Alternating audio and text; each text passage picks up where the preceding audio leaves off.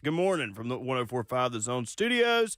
I'm Robert Walsh. Not the game we were expecting on Christmas, but Monday Night Football delivered nonetheless. Raiders play keep away and beat the Chiefs 20-14. Raiders quarterback Aiden O'Connell did not complete a pass after the first quarter, and it did not matter. Finishing with just 62 passing yards was enough when the Raiders score 14 points on defense. Kansas City falls to 9-6 and holds on to the third seed in the AFC. Philly takes down the Giants 33-25. Tommy DeVito ended up getting benched for Tyrod Taylor and was able to pull the Giants within 8 after a 69-yard Darius Slayton touchdown, but Tyrod takes it to the end of the fourth and throws an interception in the end zone to end it. The Ravens playing Grinch on the West Coast and winning 33-19. Brock Purdy threw 4 interceptions and left with a stinger, leaving Sam Darnold for mop-up duty. Lamar Jackson finishing with 297 total yards and 2 touchdowns. Baltimore moves to an NFL best 12-3 with a Miami Dolphin matchup looming with number 1 seed implications. For all your foundation repair and waterproofing needs,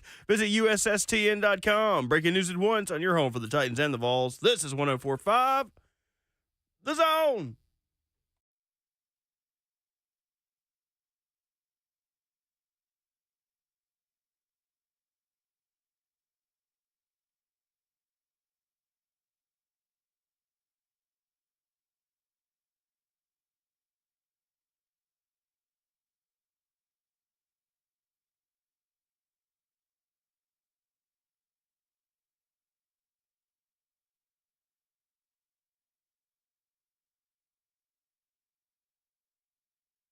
Tuesday morning on RKW, we are back live after a fantastic football weekend and a great Christmas. Hope yours was fantastic as well.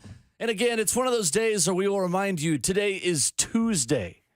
That is today. It's December 26th. We all know that. But a week where it's not going to feel like you know what the day of the week is. So we'll just continue reminding you. Today is Tuesday, December the 26th, Boxing Day in many countries.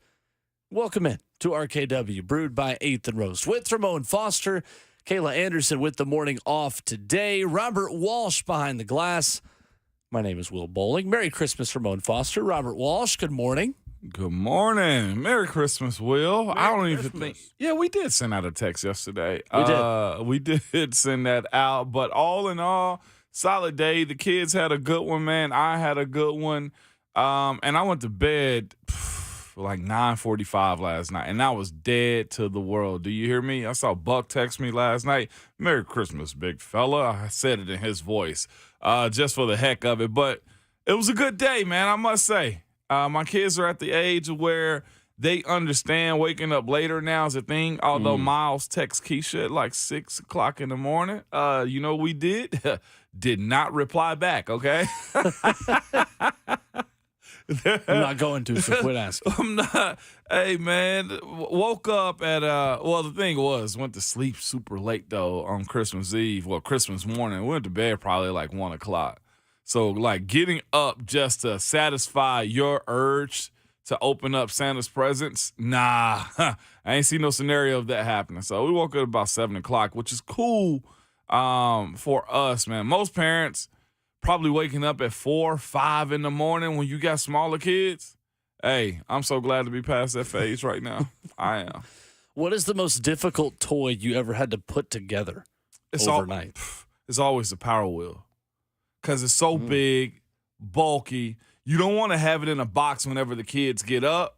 So it's one of those situations where you're like, okay, we got to be quiet. You know, Santa's helpers in the morning. Sure. Putting it together.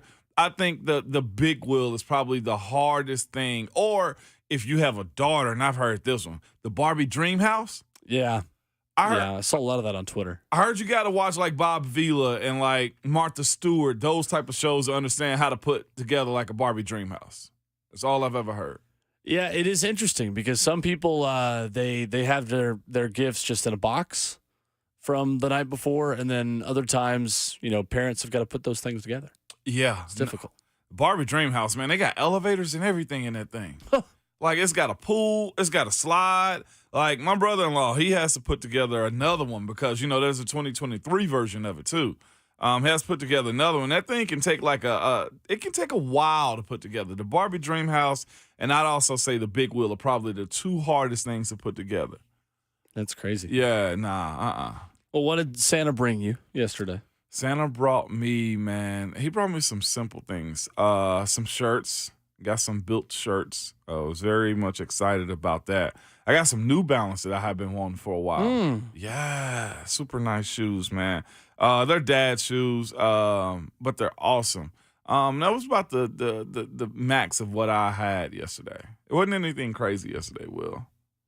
Everything that I'd asked for. Robert Walsh was brought a win for his Baltimore Ravens yesterday. That's all I wanted. That is all I sweated about this game for really weeks, but this week. I had family members tell me we were going to get our ass whooped. I had people telling me that they bet against them.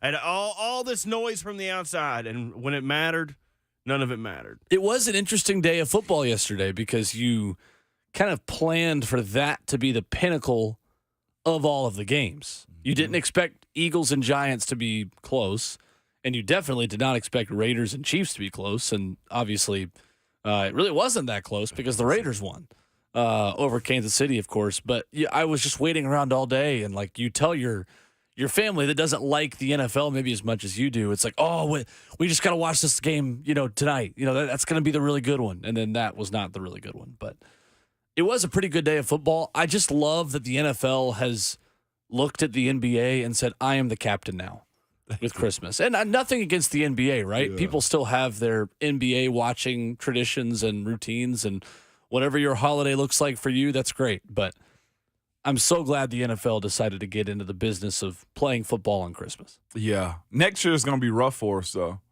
Yes, it is. Yeah, it's going to be rough for us next year. NFL said they do not do Tuesday and Wednesday Christmas games, so we will have to stick to the NBA. I will say I did watch the Golden State and Denver game.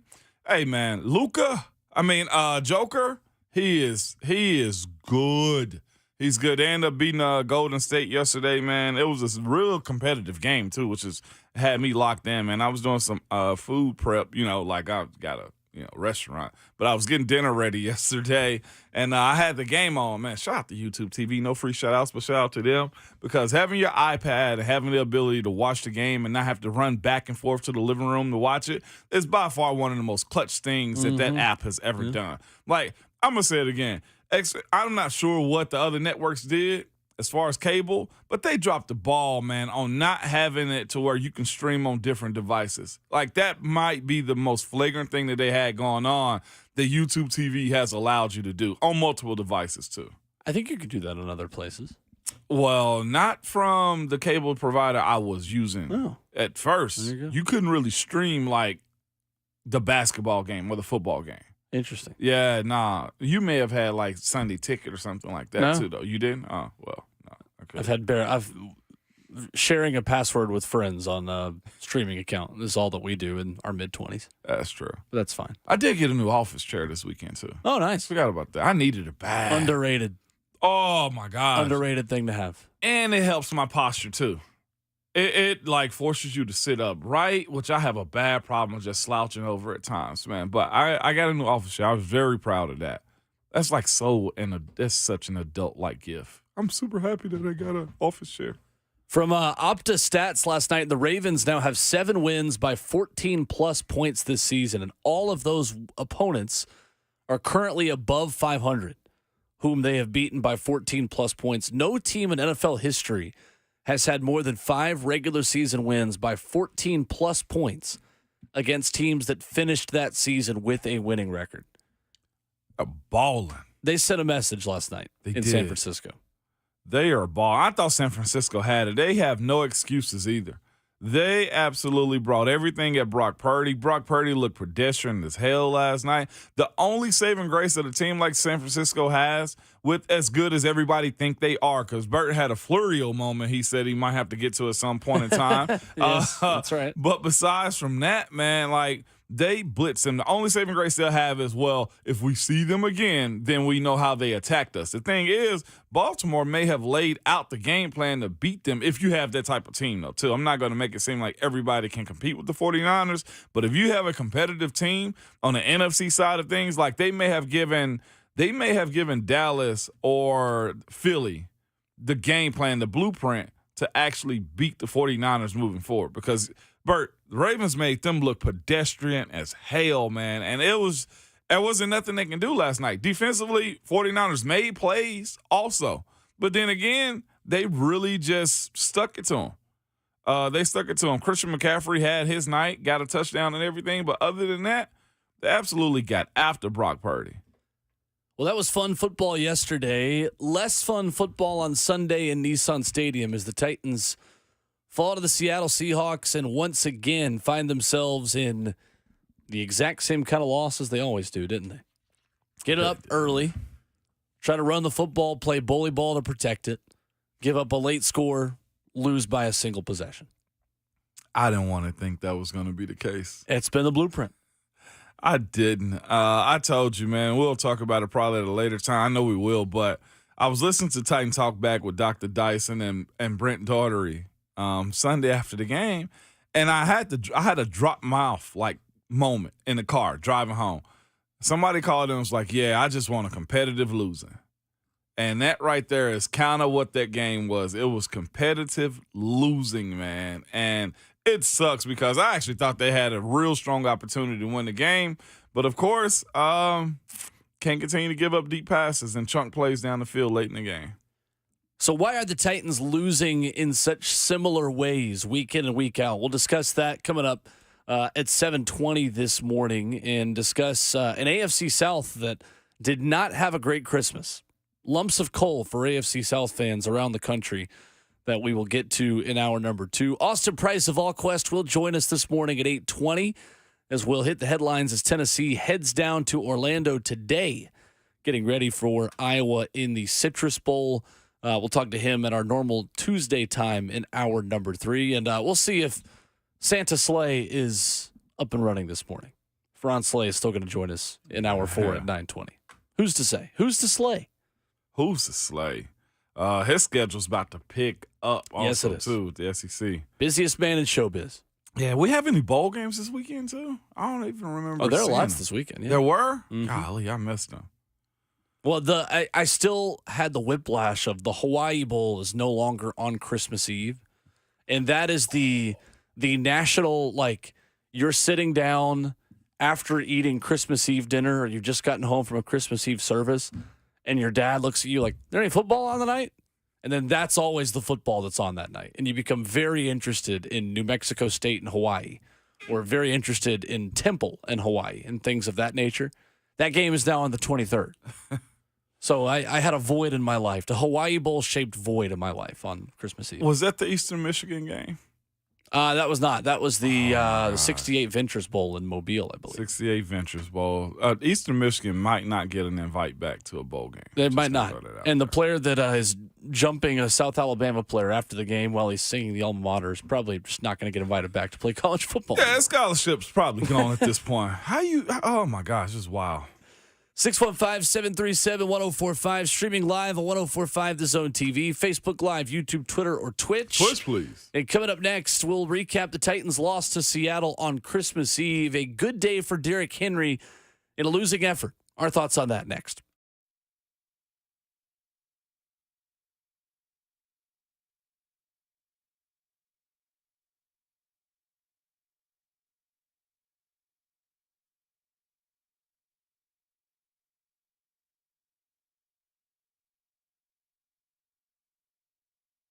Hey, it's Will Bowling. You deserve all the comforts of home, including endless hot water at your fingertips.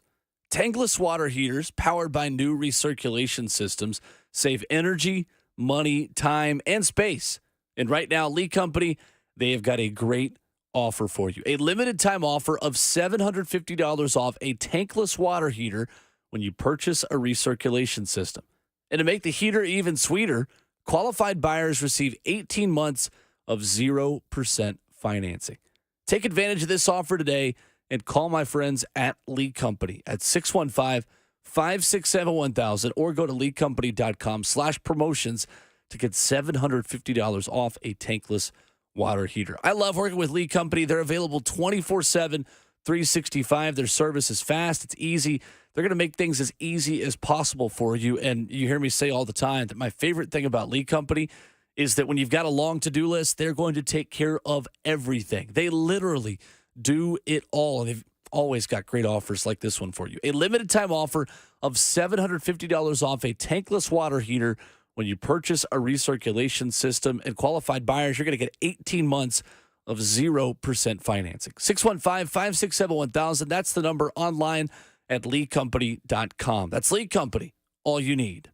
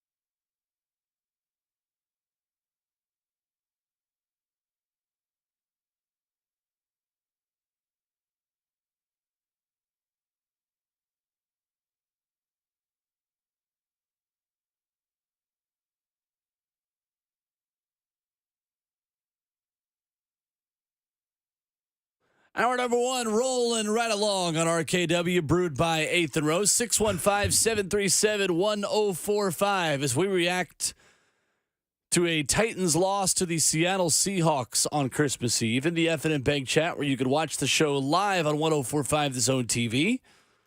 Send in your comments there on Facebook Live, YouTube, Twitter, or Twitch. Ramon Foster on Sunday. What stuck out the most about the most recent one-score loss for the Titans? Offensively, just not good enough. You have to create way too much to generate points, man. I thought Tannehill's start this week was incomplete as ever. Protection broke down like crazy. He still had those same traits that you see or saw in years past. First pass of the game, I think it was a drop back play action for him. Either way, threw into double coverage. I'm not sure how that happened. I was just thinking to myself, no, not this, Tannehill. Wasn't that the same throw literally as the first play against Cincinnati? Yes, sir. In the playoffs? Like genuinely was the same play. Yes, sir. It was by far one of the most. I don't even know if I want to call it predictable, because the Seahawks, you don't face them often. But to have that be the results of him throwing into a safety and linebacker, I thought was egregious to me. And I was just like, we can't continue to do this, Ryan. I just, calculated he was completing 69% of his passes. Not bad on the day. It's just decision-making by him at times is so bad and lagging, man. Like, you see it at times. It's like, okay, it's either drop back, out route, or drop back over the middle. That's one thing Tannehill is going to do, is attempt those passes down the middle time and time again. But defensively, Seattle was all over it. It was not a great day, and the only way you can generate a touchdown was actually throwing it to having a running back throw it to your tight end. It was interesting. John Glennon put this out yesterday on Twitter at Glennon Sports. With a clean pocket, Ryan Tannehill had 21 dropbacks with no pressure. And on those dropbacks, he was 15 of 20, 130 yards, and a 91.7 quarterback rating.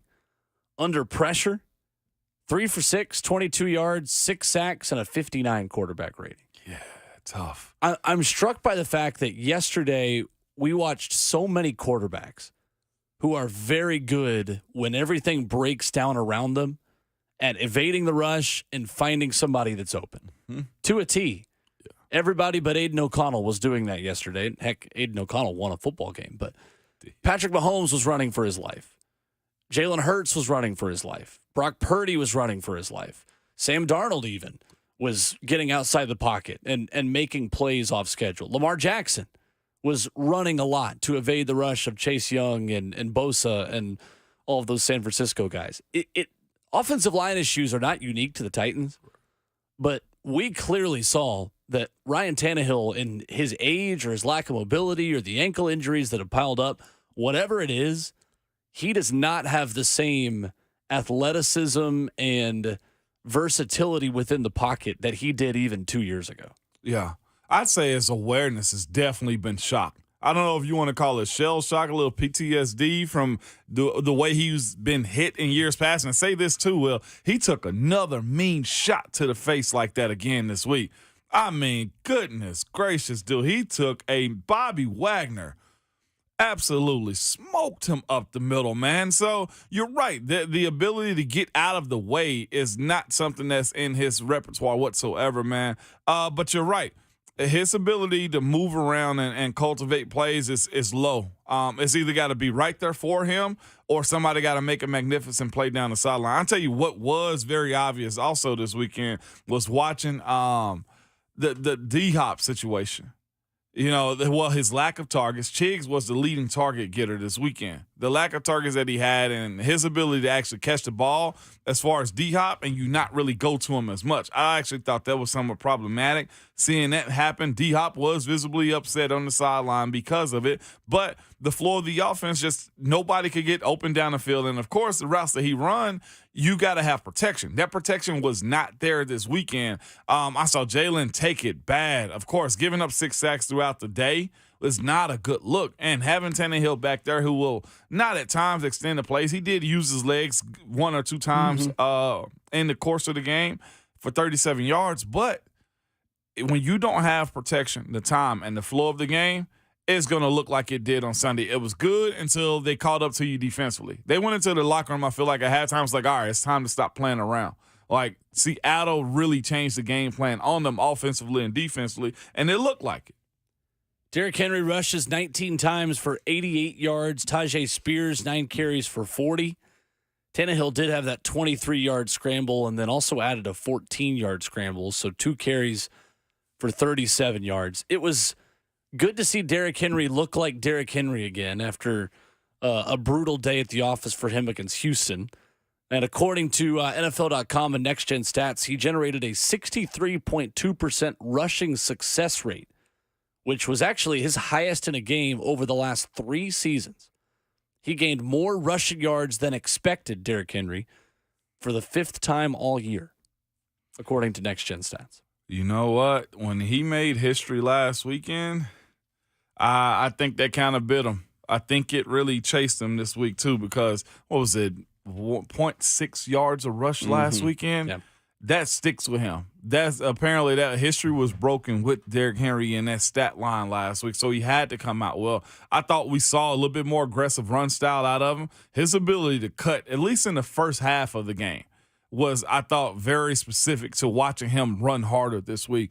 It was exciting. It just wasn't enough. It's one of those situations you let Derrick be Derrick. He did all that and, did not log a rushing touchdown on the ground, did he not? It was only passing this past weekend. I had a rushing touchdown. He did have the rushing one? Okay. Yes, that's right. They plowed in. But he had to run hard this week. And I thought it was going to be a game where they impose their will. It's just later in the game they could not. They had to start airing it out. And to your point, Will, competitive losing towards the end is what got you in the loss column. I actually did feel like they were going to win it. I did too. Going into the fourth quarter, trying to find Puffer on the sideline because in wins we get a player after the game, and I was just trying to figure out, one, who are we going to get? Who had a significant game? We said Derrick or Ryan Tannehill, and, of course, it had to depend on what the TV network was going to do. Or trying to go get a defensive player. I think Harold Landry was in that conversation this past weekend too. So just all in all, it's a long way, Will, from actually being competitive. I think that's what you got to come away with this weekend. 615-737-1045 is our number if you want to jump in. Let's go to Eric in Nashville up first on the phones. What's up, Eric? Good morning, Eric. Hey, guys, I hope y'all had a great Christmas. Yeah, you too. Thanks. You too. Yeah. Guys, Ramon, I got a question for you after I get through what I'm about to say, just a few observations for the game. First of all, I'll say this. I was surprised there was as many fans as was there for the Christmas weekend, but I think probably the weather had something to do with it. It was in the mid-60s. I actually was in a light jacket and had to take it off because I was starting to sweat up there. Also, I felt Seattle, give them credit for the win, but there were a couple of times I was frustrated because it looked like a couple of times they were doing some cheap shots on the Titans, which I didn't like, where the punt, where the guy threw the forearm, and there was another one in the game I don't remember where it felt like I had a little bit of a cheap shot where Seattle was kind of getting aggressive because I don't know if they were frustrated with the way the game was going and stuff. Also, another thing that's kind of interesting to see, we now have 57 sacks, but with 6 sacks, we've given up 56. It's going to be interesting to see what finishes first, us getting sacks or giving up sacks, because we're headed for over 60. But, Ramon, my question to you is this. If you're a player and you're out of the playoffs, and you got nothing to play for, but then you're upcoming, you've got your biggest rival, like whether it's Cincinnati, Cleveland, or Baltimore. Now, you losing the game because you want to get draft picks, or you say, no, if they're fighting for playoff spot as a professional, I want to knock them out of the playoffs because I want them to be home like I'm home. I'm not down with all the people who call in the postgame show and say, oh, I want to lose the game to get a high draft pick. Because Jacksonville or Houston are coming up. They fight for playoff spots. If I'm a professional, I want to knock them out of the playoffs. And I said this on the postgame show.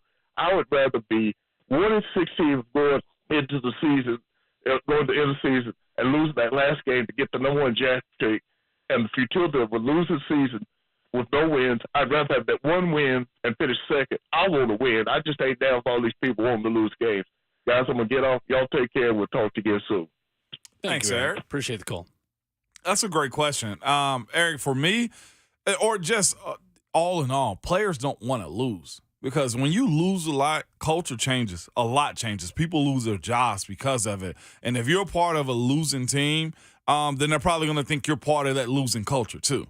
That's the issue that you run into. Losing always brings change. And that can mean your position coach, who may not actually like you as a player. That can mean offensive coordinator that might change the philosophy around you. So the idea that players, are in on the losing, I don't think that's the case. I think you can look at the moves that teams make sometimes as far as who's going to IR, whether they're banged up or not, who's starting in certain roles. And you can see, okay, this is going to lead to a pathway that's harder to win.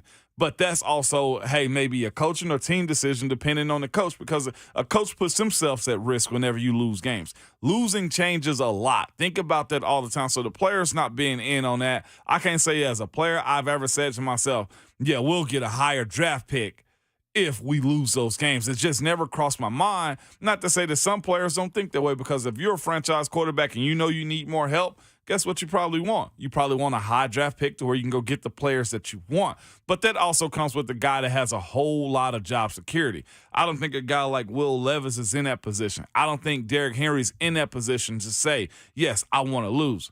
The more losing you do here, the more players you'll have to let go in the offseason, because it says you have a bad team. Now, to get to the point to where you want to be a spoiler to other teams, absolutely. When you get an opportunity to take down one of your division opponents and ruin their New Year's or their Christmas or their playoff hopes, you do it. And I think it should be competitive games against Houston and against Jacksonville, just on the basis that you know them. Just on the basis that, number one, you lost to them early this year too, and the fact that you can at least imprint yourself on them moving forward going into the next year. You can't go into this next year over against your divisional teams. And right now, you got two last opportunities to do that. There will be a strong speech given by, I'm sure, Vrabel about the understanding of what it means to beat those two teams, whether that be Jacksonville, whether that be Houston.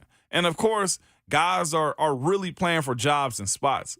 Guys are really playing for their opportunities going into next year, whether you're offseason signing for the 90-man roster or whether that's you trying to start. Like a Roger McCreary, he's got to go play hard. I mean, look at the players. Rashad Weaver has to play hard. That to me is where it gets tricky, right? When you talk about the tanking thing, because yes, you have a lot of money. Yes, you have a high draft pick coming next year, but there are still starters on this team right now who are going to have to start again next year. You can't turn over 100% of the starting lineup from one year to the next. Now, the Titans are going to get close, and we're going to take a look later at the differences. I'm going to read you the starters for the Titans on defense against New Orleans in week 1 versus the starters on defense against Seattle. And there are two names that are the same. Who started against New Orleans, who started I hadn't even looked at that. against Seattle. It's unbelievable the amount of turnover the team has had just midseason. But my devil's advocate of the tanking thing is look at the San Francisco 49ers and where they have made picks over the last 5 or 6 years, and tell me that team has benefited at all from tanking, right? Look at how elite teams of the NFL have been built right now. Many of them have been picking in the 20s for about 5 straight years. And San Francisco is one of them. Heck, they haven't had a first-round pick since 2021 because of the Trey Lance trade. And Trey Lance was their first-round pick in that season, number 3 overall, and they have not had a first-round pick since then. But regardless of where you pick, you have to find impact players in all 7 rounds of the draft. Yeah. And you have to be better in the draft. And you have to go find Talanoa Hufanga in the 5th round, like San Francisco did in 2021. Brock Purdy is an exception to the rule, right? Mr. Relevant isn't always going to be an MVP candidate or ever other than him. But you got him in the 7th round. Ronnie Bell caught a touchdown last night. I know he has not been a huge contributor for San Fran this year, but he's also a 7th-round rookie who just caught a touchdown for you against the Ravens and has been a special teams player. He's got 2 touchdowns this year, 7th-round pick out of Michigan. I mean, you look up and down the picks that San Francisco has made and the organization Rand Carthon has come from, they've got guys contributing out of all 7 rounds of the draft. Just their 2020 draft alone. Javon Kinlaw's played 39 games, their first-round pick. Brandon Ayuk, their other first-round pick, picked at 25. Yeah. Has played 60 games, has just shy of 4,000 career receiving yards and 24 touchdowns. Jawan Jennings, their 7th-round pick. just over 950 yards and 7 touchdowns in his Fred career. Warner in the third round. Fred Warner in the third round. Deebo Samuel in the second round. Dre Greenlaw was a fifth-round pick. The fact of the matter is the difference between picking fifth and picking 10th, yeah, there's a decent difference there, right? When you have a chance at a Marvin Harrison Jr. or one of the best tackles on the board. I'm rambling here, and I know that. But the point is, regardless of where the Titans pick, they have to draft significantly better than they were over the last few years of John Robinson. And that is far more important than where they are in the first round specifically.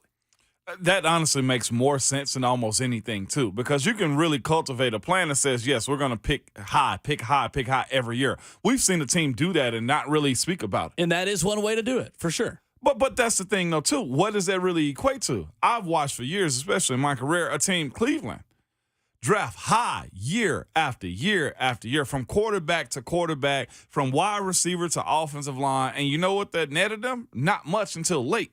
They're just now getting to a point to where they compete, and that came through a major trade with the quarterback, who you still hadn't seen a return on that one. But, of course, accumulating players and hitting on the Myles Garrett in the draft. Like, that's one of those situations where, okay, that's a no-brainer. But if you look at this team here, the Titans, as it stands in years past, more recent than anything, the amount of first-rounders that you have not either, given out the fifth-year option to, there hadn't been many, or that have made significant impact here in the last few years in recent Titans history.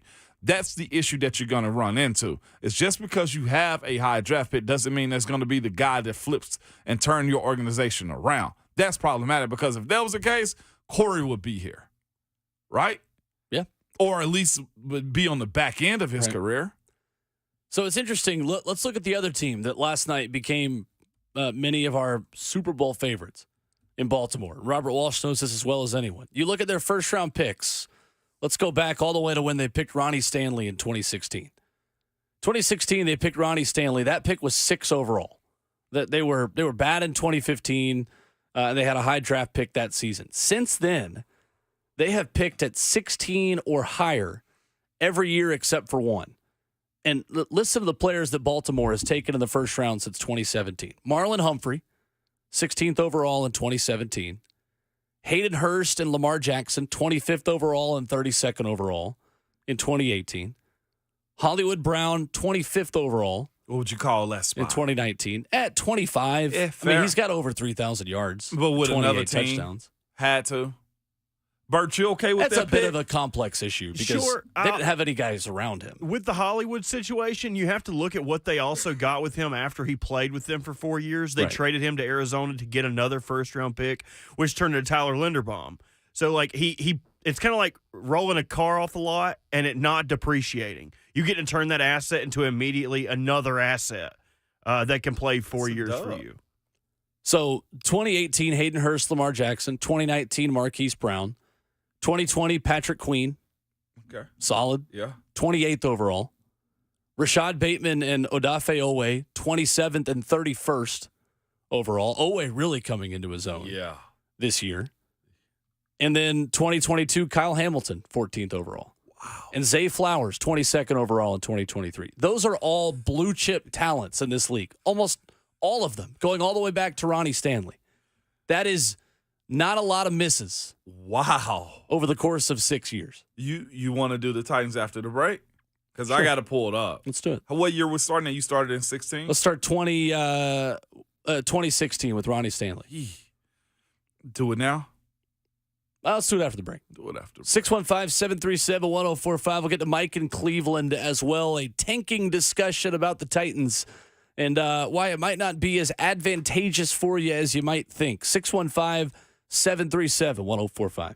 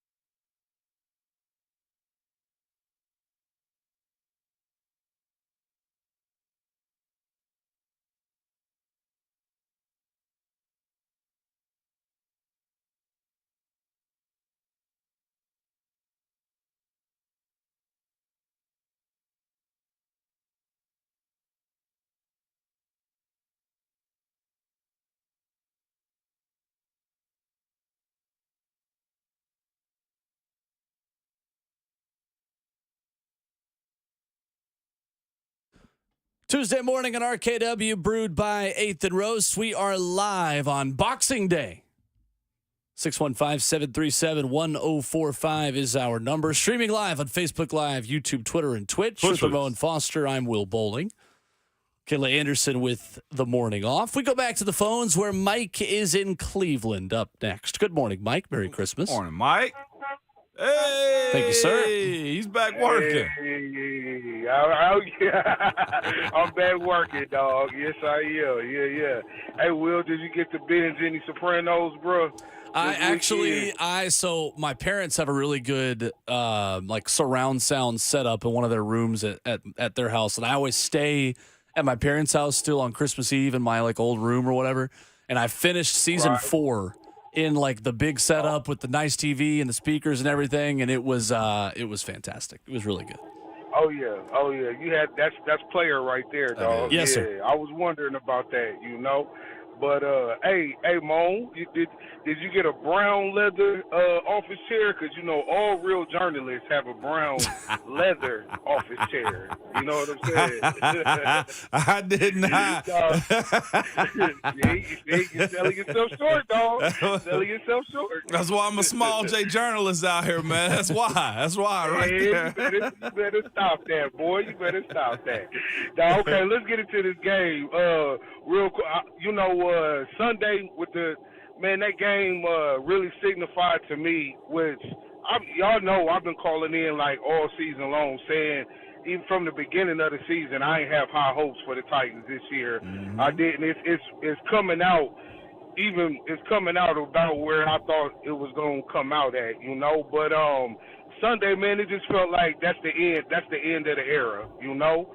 We saw Henry being Henry. We saw, Tannehill. That's been Tannehill since he's been starting. It's just that we've seen those minor, screw ups and inconsistency. A game here, game there. Then he goes out and he has a great game, and then we love him again. This time we seen it. We seen the full. We seen Tannehill, 10 wheels. We seen the deep arm. We seen the pocket awareness being non-existent, and we saw the end of the game. Delusional, don't make sense. Plays that he is did all in one game. So we seen great defense. Also, I mean, the defense they played really well Sunday, and it's just the end of the era, man. And it just really made me miss Will Levis even more. So that's kind of like my question: do we see? I'll tell you the answer for this question for me is yes, but I want to know y'all's answer. Do we see Will Levis having if he was starting, if he was in that game, it would have been a different result than what we saw. You dig what I'm saying? Because, like I said, my answer is yes. Mm-hmm. I think Will Levis really is going to, shows exactly why he's the starter. You dig? But that's it, man.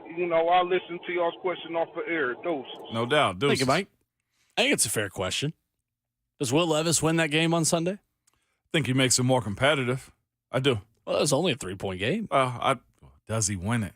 Probably not. I'm going to be real with you. It was too much against him. The competitive side of it is offensively, I think it was just a couple of blunders that I couldn't wrap my head around. I'm going to be honest with you. Sure. I was looking at, they get a really good play, and the next thing you know, there's this trick play that Tim Kelly's going to throw out there. That right there, I think, was more bothersome than anything to me, is watching them try to be crafty. It's like, no, just run the offense. It's all we're looking for right now in these moments. It just in all, though, when you look at what Tannehill brought you this past weekend to what Will Levis can bring week in and week out, I think you can win it more times than not with him at the quarterback position than with Tannehill moving forward. But, of course, this is what I continually say if we go through these draft picks real quick, too. Every quarterback, even Patrick Mahomes right now, is dealing with it bad. Every quarterback is as good as his talent around him. I think, can we, inherit that moving forward? Look at the quarterbacks in this league. You're only as good as your talent. Brock Purdy's not what he is without all those guys. Baltimore has gotten to a point now where they have a bunch of in-house talent that they've kind of brought up and just said, watch us do work with these guys. Look at what Tua's turned into from year 1 and year 2 with him to where he is right now, Tyreek coming there has changed a lot for that offense. You're only as good as the people surrounding you. And I think that's Tannehill this weekend, and I think that's Will Levis moving forward. So we're talking about tanking and talking about how a better draft position can help or in some cases hurt you. Obviously, it doesn't hurt to have a better draft pick, but talking about contenders right now in the NFL and how they got good. There are really two ways you can do this. You can have a good quarterback and draft great players around him and hit on picks consistently, build a stockpile of good players over the course of 5-6 years around a pretty good quarterback. And this season, Brock Purdy in San Fran has been a great quarterback. Went yesterday, but that has been the San Francisco model. You could also go the Cincinnati model, where you're just bad enough for long enough that you're going to back your way into an elite quarterback and some elite players around him. But specifically looking at Baltimore, who's kind of been somewhere in between the two. They've had MVP-level quarterback play from Lamar Jackson. But since 2016, Ramon Foster, the Baltimore Ravens have 9 first-round picks who are playing on their starting lineup right now. 9 first-round picks since 2016. And Robert Walsh made the important clarification for us as well that one of those first-round picks who is not playing for them got them another first in return. And Marquise Brown, who they turned to Tyler Linderbaum, who's one of the best young interior offensive linemen playing in the National Football League right now. The Tennessee Titans since 2016, Ramon Foster, how many first-round picks played for them on Sunday? 1. 2. 2. Jeff? Your 2 most Traylon. recent ones. No, Peter Skronsky and Traylon. Oh, that's right. Jeff is down. That's right. So since 2016, Titans first-round picks, Jack Conklin, Corey Davis and Adoree Jackson, Rashaan Evans. That's nothing. You're over. Of first-round picks you've made from 2016 through 2018. Jeffrey Simmons, the 2019 draft was outstanding. That's why the Titans were in the scenario to be the number 1 seed a few years ago, is because they had Jeffrey Simmons, A.J. Brown, Nate Davis, Amani Hooker, DeAndre Walker, and David Long from one draft class in 2019. You go 5 for 6 in that draft, comfortably. Wow. 2020, Isaiah Wilson. 2021, Caleb Farley. 2022, Traylon Burks. 2023, Peter Skronsky. 2 of those players suited up for you on Sunday against Seattle. I can't wait to hear you bring up this New Orleans conversation about who started the season and where we are right now. That's just in 1 year. You said Baltimore has 9 draft picks. First rounders. We haven't even gone through just day 2 guys. Because that's what fills out your roster, right? Through a course of 5 years. Because you could have a first-round pick that you're not confident enough to pick up a 5th-year option. They go get overpaid elsewhere, which happens.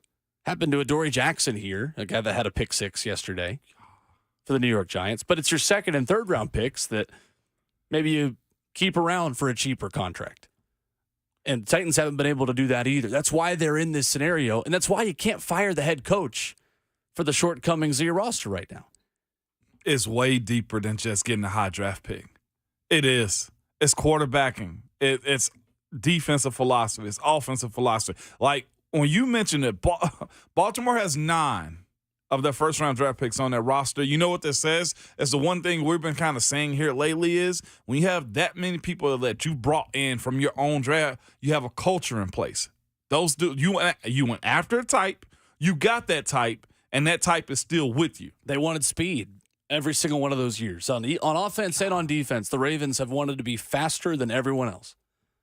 And those picks, again, because the whole point of where this conversation started is you can build a roster by picking in the 20s. It can be done. And these picks, Zay Flowers, 22nd. Kyle Hamilton, 14th. Rashad Bateman and Odafe Owe, 27th and 31st. Patrick Queen was picked 28th. Marquise Brown, 25th. Lamar Jackson, 32nd. And I know he's an exception to the rule. Marlon Humphrey was picked 16th. I'd sign up for a Marlon Humphrey in this defensive secondary going forward in the next season. You sign up for Zay Flowers right now.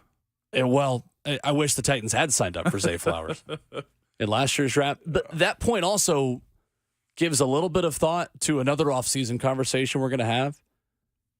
Are you more willing to let a team who's hungry for a quarterback give you a king's ransom for your first-round pick? Mm-hmm. Since you traded away capital to get Will Levis last year? I think so. I think you would.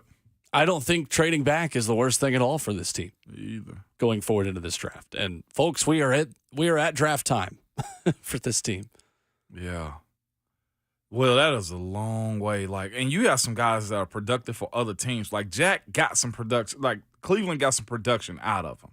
Adori's getting some production out of the Giants situation. This is a very fast. Where is Rashaan Evans right now? He was in Atlanta. I believe he is on a practice squad right now, if I'm not mistaken. How does his career, and it started off well here in Nashville. He is a Dallas Cowboy. He's on Rashaan practice Evans. squad. Oh, wow. He hasn't played much this year. There has to be, and this right here is deeper than just, John Robinson, or it's deeper than Vrabel. It's deeper than coaching. This right here tells me, there's been an issue somewhat as far as, evaluating what talent is for this team to win. That to me is where it becomes, because I guess when you look back at the Corey Davis pick, a lot of people would have said you should have traded out of that spot. There was no need to really go get Corey in those moments right there, too. Making smarter decisions in those moments about the players that you need to build your team, it seemed to have been problematic, and that's what I'm hoping moving forward changes. I'm hoping that the boring guard that you got last year, I'm hoping that turns into something later. Next year going into this draft, I know we've all been yelling Joe Alt, Marvin Harrison Jr. You might have to just go find the best player at the position. Maybe that's finding a Kyle Hamilton who's a safety, to help build your team up, because as much as he's done for them in the last year, think about the players that, and I hate to even say this, the players that he's had impact on as far as the game. His ability to be an eraser defensively in the run game and in the pass game has benefited Baltimore in a crazy, crazy way. I'd be afraid as a wide receiver to play against Baltimore because Kyle Hamilton is there. That's what he's done, because he fit what Baltimore wants out of their defense. So that's what you got to ask moving forward is, what do the Tennessee Titans want as an offense and defensively to complement Big Jeff and the other parts that are there too? Between Jeff and Amani, would you throw Danico in there? That's like a free agency signer again. Right. And then you're going to have a competition. You're going to have a market with that potentially this year too. 615-737-1045, the number. We'll get to Goody and Seth on the phones when we come back. Your thoughts there as well, and in the F&M Bank chat, where you can watch the show live this morning on Facebook Live, YouTube, Twitter, or Twitch. We'll dive into the Titans headlines out of the loss to Seattle. Take a look at the top and bottom PFF grades from the loss on Sunday as well, coming up next.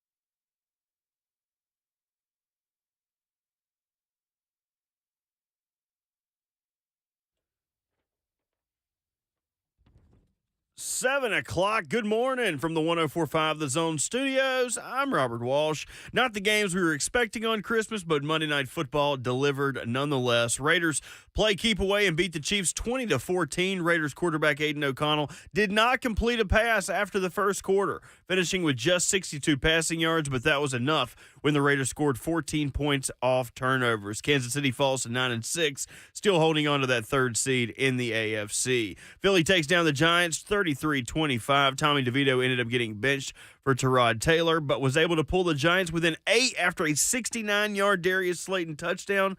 But Tyrod takes it to the end of the fourth and throws an interception in the end zone to end it. And on the West Coast, Ravens playing Grinch and winning 33-19. Brock Purdy threw 4 interceptions and left with a stinger, leaving Sam Darnold on mop-up duty. Lamar Jackson finishing with 297 total yards and 2 touchdowns. Baltimore moves to an NFL best 12-3 with a Miami Dolphins matchup looming that has number 1 seed implications. For all your foundation repair and waterproofing needs, visit USSTN.com. Breaking news at once on your home for the Titans and the Vols. This is 104.5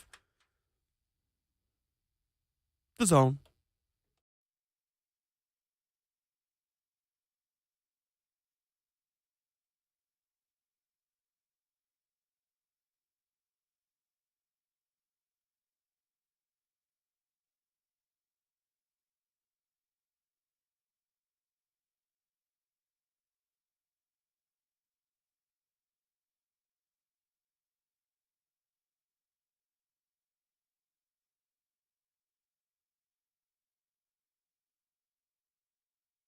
Back live on RKW, brewed by 8th and Roast as hour number 2 begins on a beautiful morning in Nashville, Tennessee. Hope you and yours had a very Merry Christmas.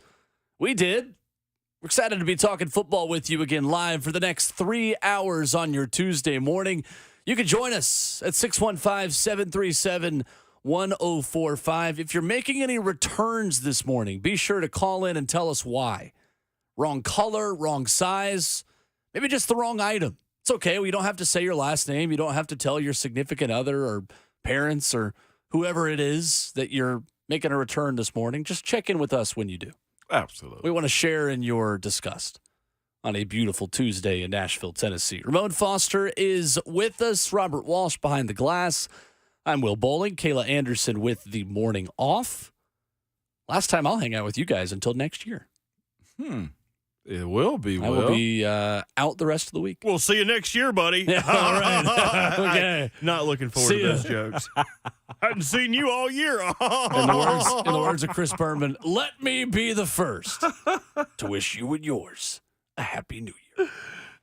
Bert, those jokes hurt you right there, man. It's just too. It's almost like if you hear me in the hallways here, like I have a rapport with people that I don't generally enjoy speaking to. They'll say, "Hey, what's going on?" And I'll say, another day. Like I feel like that's the jokes you give people that you just don't have time to come up with something better for. Yeah, working hard. Yeah, All hardly right. working. What is up? And need another See free you water. around. Excuse me. That's so true. Don't mind me just going to the bathroom using company toilet paper. That is me all day. How's it going? Oh, just holding the middle of the road. Living the dream. Yeah, what if is I your- give somebody a living the dream, it's over with. I do That's not true. want to speak with you. That is me easily, Bert. I appreciate you being that honest, though, man. I appreciate that. Oh, we're blessed. We're blessed. So blessed. That was the classic one, like on your way to church on Sunday mornings. You're like fighting with your siblings in the back seat, or you're just, you were late getting up and your church clothes are wrinkled in the morning when you didn't lay them out on your bed the night before. Yeah, it just been a war zone in the car on the way in. And first greeter, you see mom and dad. Oh, we're blessed. We're just so grateful to be here. We're blessed. Stop faking it, Mom. It's the best. We are a mess. As a family, we are a mess, Mom. But it's all good. 615-737-1045. The 2024 NFL draft order entering week 17. Bears 1, Cardinals 2, Commanders 3, Patriots with a win over the weekend are 4th, and your Tennessee Titans would pick 5th in the 2024 NFL draft if it started tomorrow.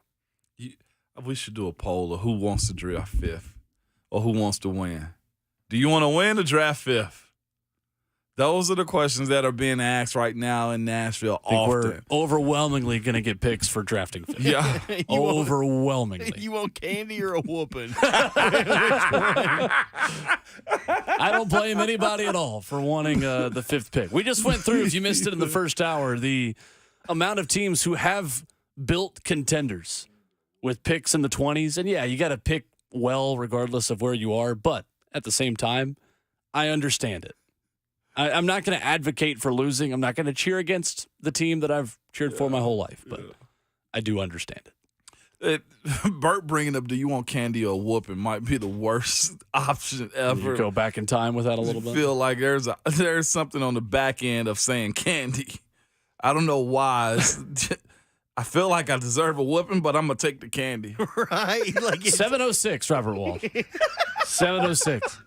Let's bookmark that one, please. Why are you doing this? We haven't done that in a while. We're having a good time, dog. All right. Having a nice time. We're having a nice time. Go ahead, man. To the phones, 615-737-1045. Goody is in Rochester next. What's up, Goody? Not much, guys. Ramon, it's not even about the candy. Even when you take the candy, you're still getting a backhand because you're still losing. Yeah. Fair. It's a weird place to be. It really is. No matter what, you're getting a whooping. Yeah. But, I mean, going back to the Ravens discussion, they got their left tackle, and then they lucked into a quarterback. That's how they built that team, and that quarterback just happened to be really, really good. Hopefully the Titans found theirs and they could start kind of just filling out their roster as needed, less of, hey, we need this or we need that. You know, picking the best player that they have available helps. Yeah, it does. And Ramon, I just wanted to know, how many Christmas trees this year? 6, 7? I think we have 6. We have 6. 6? Yeah, 6. That seems low. Didn't you have 6 last year? I did. You had up your Christmas tree game, man. And we got a table full of we have a table full of nutcrackers too. So either way, yeah, Fair that's enough. fine. That's fair enough. Is that okay? I think you need to do 7 next year We'll see. for the people. We'll see. Gonna make the extra point. We'll see. Thank you, Goody. Appreciate the call. Thanks, Goody. Who decorates all these trees? My wife does. Oh, they look immaculate then. Yeah, You have a absolutely. forest. And then how we ended up getting 6, maybe 7, is because the boys have their own tree too. To my wife's, the boys need their own tree. Like, you think RJ Only cares have 2 about boys. What are the other 4? I know. Living room, dining room, upstairs window. You're not the cheaper by the dozen family. You're like, Man, everyone oh gets my a tree. That's gosh. why we have. No, like there's 4 of you that live in this Don't house. get me started, man. You're right. Decorations will. Actively trying to. I know, man. I know, dude. So does Smokey the Bear come to make sure you don't have any forest fires in your home when We you have don't- that many trees up? We don't do real trees. We do not. Although I smelt the real tree this weekend, they smell awesome. I see why people do have them. I've never done a real tree in my life. I just heard they're like hazardous though. They're tough. They're like poisonous to animals. So like animals can't really eat them. Cats can't really eat them if you have cats that chew on them. They're a fire hazard. If you don't water them, you don't keep it watered, they get very dry and brittle. Just a lot of, and they shed all over the floor. Yeah. So you'll have like little furs or little branches hanging all over the place, little pines. Like they're just annoying and extra cause. See? But a reason for the season, nonetheless. You guys need to stop being big Grinches. I love everything. I love decorating the tree. I love ornament placement. I love wrapping presents. I love stringing up the popcorn. I love doing all of that stuff. And we didn't do any of it because I have 2 hellhounds for cats who destroy any tree or decoration that's available. So if you got to decorate one tree, you should be appreciative. Because my cats don't allow that luxury. Why are cats that way though? I don't know. I don't know. I'm stuck with them. I can't do anything with them. I've seen people put their Christmas tree on the ceiling now, which I'm going to have to fiddle with a little bit. I don't know how I'm going to get up there or get it down for that matter. But I need it in my life because I walk in and we've got this sorry excuse for a fake little Christmas tree in the corner of the room, and it's just not doing it for me.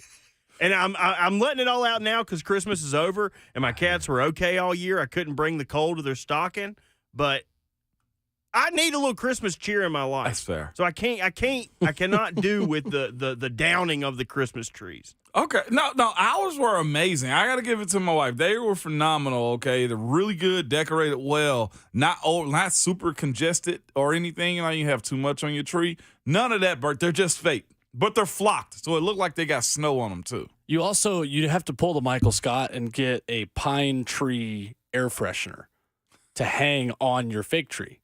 That way it still smells like a real one. If you see a fake tree in my tree that's already fake, well, no, we're going to have a problem.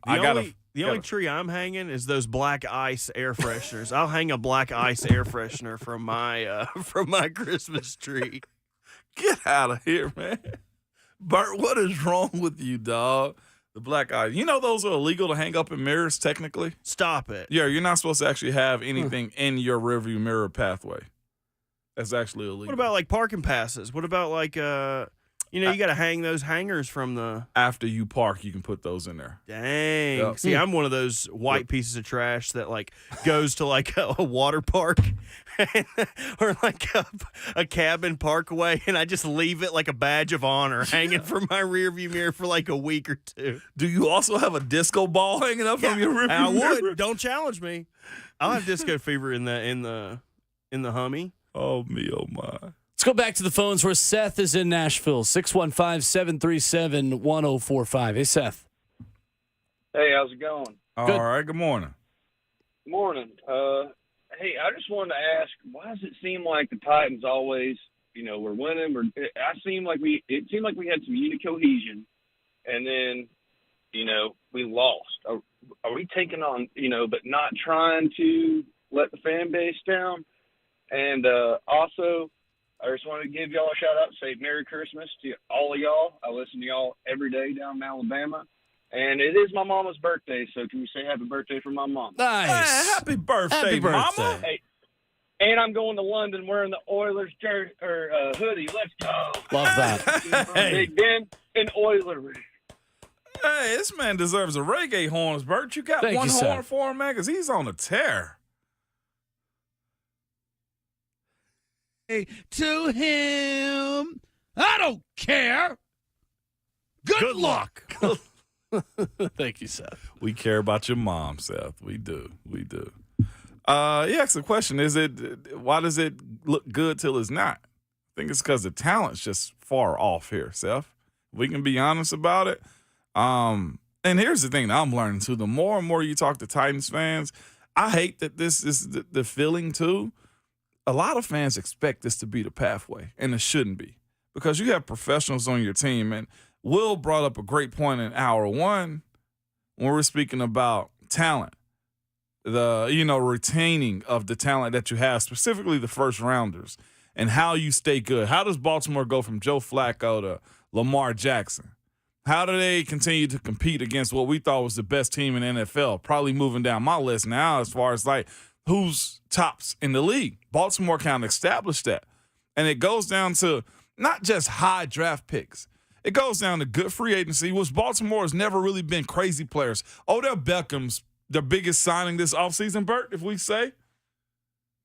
I could get down with that. Yeah, or Odell. Odell's the biggest. Jadeveon Clowney's been pretty good. Clowney has been good. Kyle Van Noy, who had a sack last Yeah, night, has did been not. pretty good. They just hit on a lot of guys that they signed in August. But mid-tier guys that's trying to prove themselves that still have some stuff. Like Justin Madubuike, who had 12 games with at least half a sack. It was one game away from setting the NFL record. Yeah. Second round pick, I believe. Yeah. Yep. So it's more than just drafting high. It's more than just the quarterback. Like, they got an offense now that fits Lamar. They gave Lamar weapons. I can't overstate that enough, Will. It matters the amount of weapons you have, who you have making plays for you. Running backs seem like there's always going to be plug and play in Baltimore. But just all in all, like, look at the players around Lamar, too. Even with them being tight end you, essentially. Golly, how y'all going to find another freaking tight end in Likely? That is by far the craziest thing that Baltimore does. But it does matter, the people that you have and who you retain as an organization. There hadn't been – it's 3 first-rounders left on this team since 2016. 615-737-1045 on the draft order discussion. I've gone to 3 different outlets, and all of them have the Titans in a different place right now. Field Yates of ESPN has them 5th. The Athletic has them 6th. And NFL.com has them 7th. So you take your pick on where the Titans are. Essentially, the Titans are anywhere between the 5th and 7th picks right now. So that was Field Yates this morning that put out 5th, and I'm not sure that's correct after all. But either way. Well, I think that, not to cut you off, I know we're going to break. I think strength of schedule changes.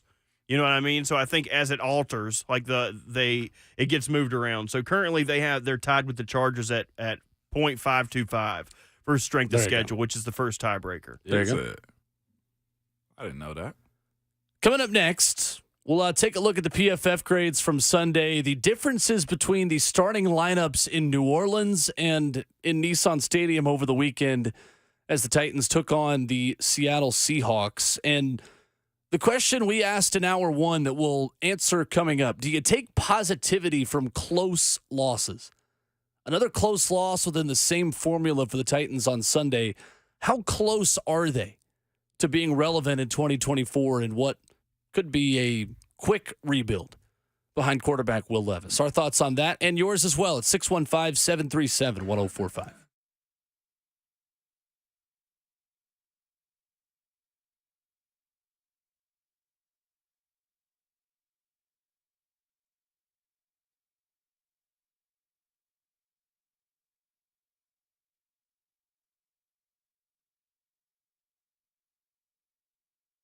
Holidays in Smashville are here. Yes, today is probably going to be that day you're trying to figure out what to do with your family members, your cousins, your auntie that continues to just pack up all the leftovers. Whatever the case may be, I got something for you, okay? The Preds are at home for great matchups through the new year. You can see them December 27th versus the Carolina Hurricanes and January 2nd versus Chicago Blackhawks, giving you great options for things to do with your families and friends during the holiday break. Preds have been red hot since November. Go ahead and put your chest up on the glass like our buddy Ron Slade wants to do, man, and get your tickets today at NashvillePredators.com/tickets.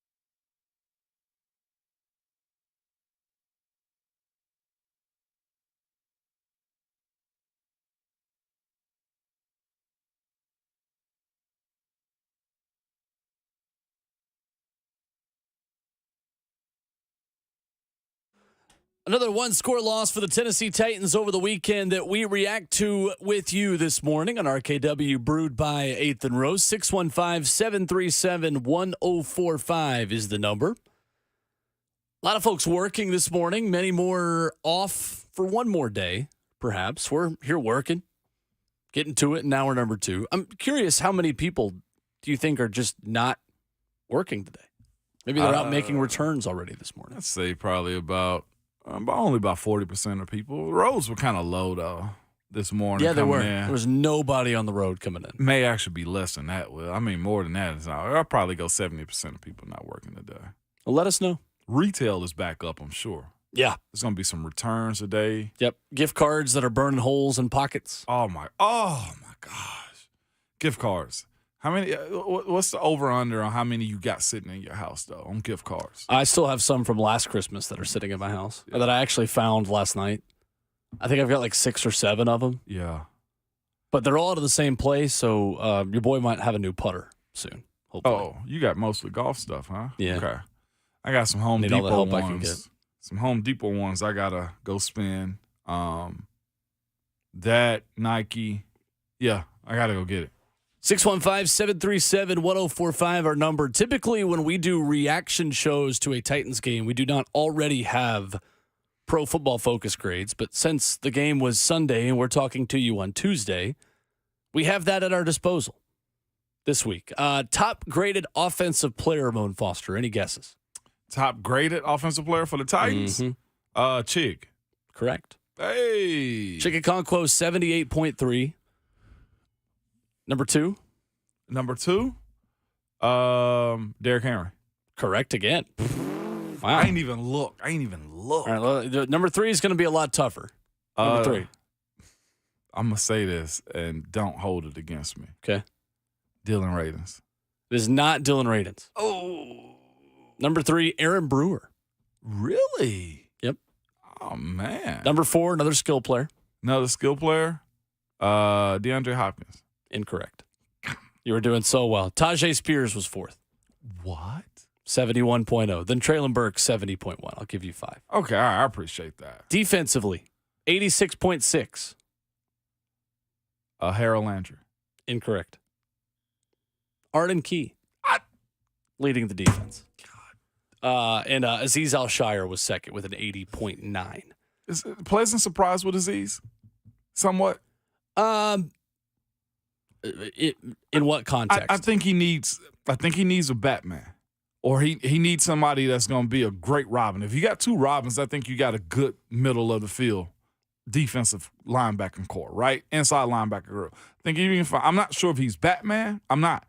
Because, of course, the cast that's been around him has been Gibby and Guilford and a lot of people we probably didn't expect to play this year, right? Middle linebacker is a position where I think we have to start asking questions. Okay, where are you going to get that guy from next year? Who's going to be the dude that's going to come in? I think Azeez is definitely a full-time starter, can be here, and I think there's a level of play that he needs to be, supplemented by somebody else. I do think that. I think he needs a speed guy that can cover. If you can get that for Azeez, I think you got a nice 1-2 punch up the middle because he's physical. He can play side to side well, but I think there is probably one gear, that's missing from his that can be really a great compliment from somebody else. Linebacker free agents this upcoming offseason: Frankie Louvu, Willie Gay, Bobby Wagner, Levante David, Patrick Queen. The top 5, according to ProFootballNetwork.com. It's going to be fascinating if Patrick Queen gets out of Baltimore. Mm-hmm. Like Louvu and what he can bring to the game a little bit too. Any older players, I'm not into as much. I think you got to get him somebody that's going to be here for a little while, especially if you're talking about spending big bucks in free agency too. That's what is going to be fascinating. What are you willing to pay for these moments right here? Yeah, Frankie Louvu out of Carolina. Out of Carolina, yeah. Mm-hmm. Remember him. Titans with another 1-score loss on Sunday.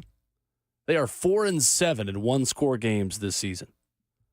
We talked about it a little bit last week in why are they coming up short in so many games and their 1-score game luck that has kind of reversed.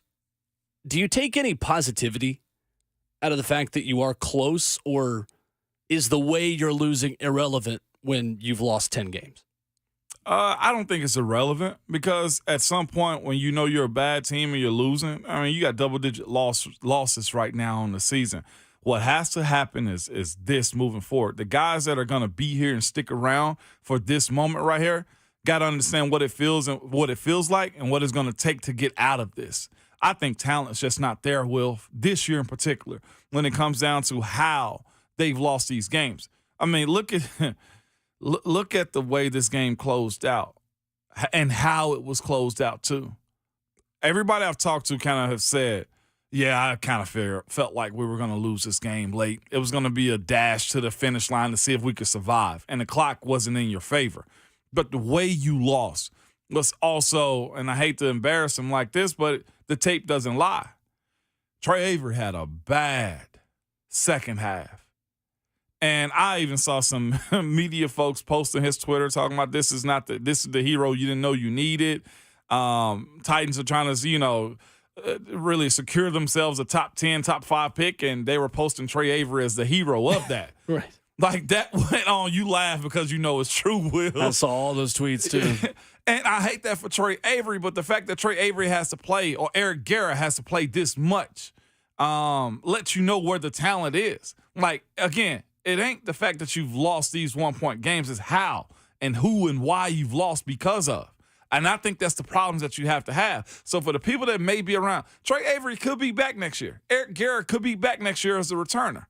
Like, those guys understanding that, look, I was the reason we lost. Going into the offseason, this is how I have to approach it. And as a team, understanding, like, look, you got to be better and being able to press your teammates this year. And not even just say even on the defensive side of things. Like, it has been a slow bleed out with watching this team just hold on for dear life. I think, of course, we've been talking about as much offensive help that this group needs. Defensively, it needs just as much, too. Because, again, we've seen this group get worn down, and they have. That's what happened on Sunday.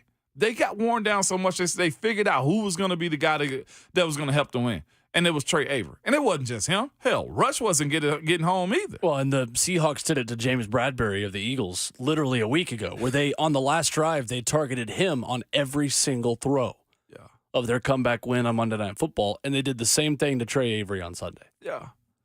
The numbers behind this, Trey Avery allowed completions on 7 of 10 targets for 75 yards and 2 touchdowns. That is a quarterback rating of 131.3 when Trey Avery was targeted on Sunday.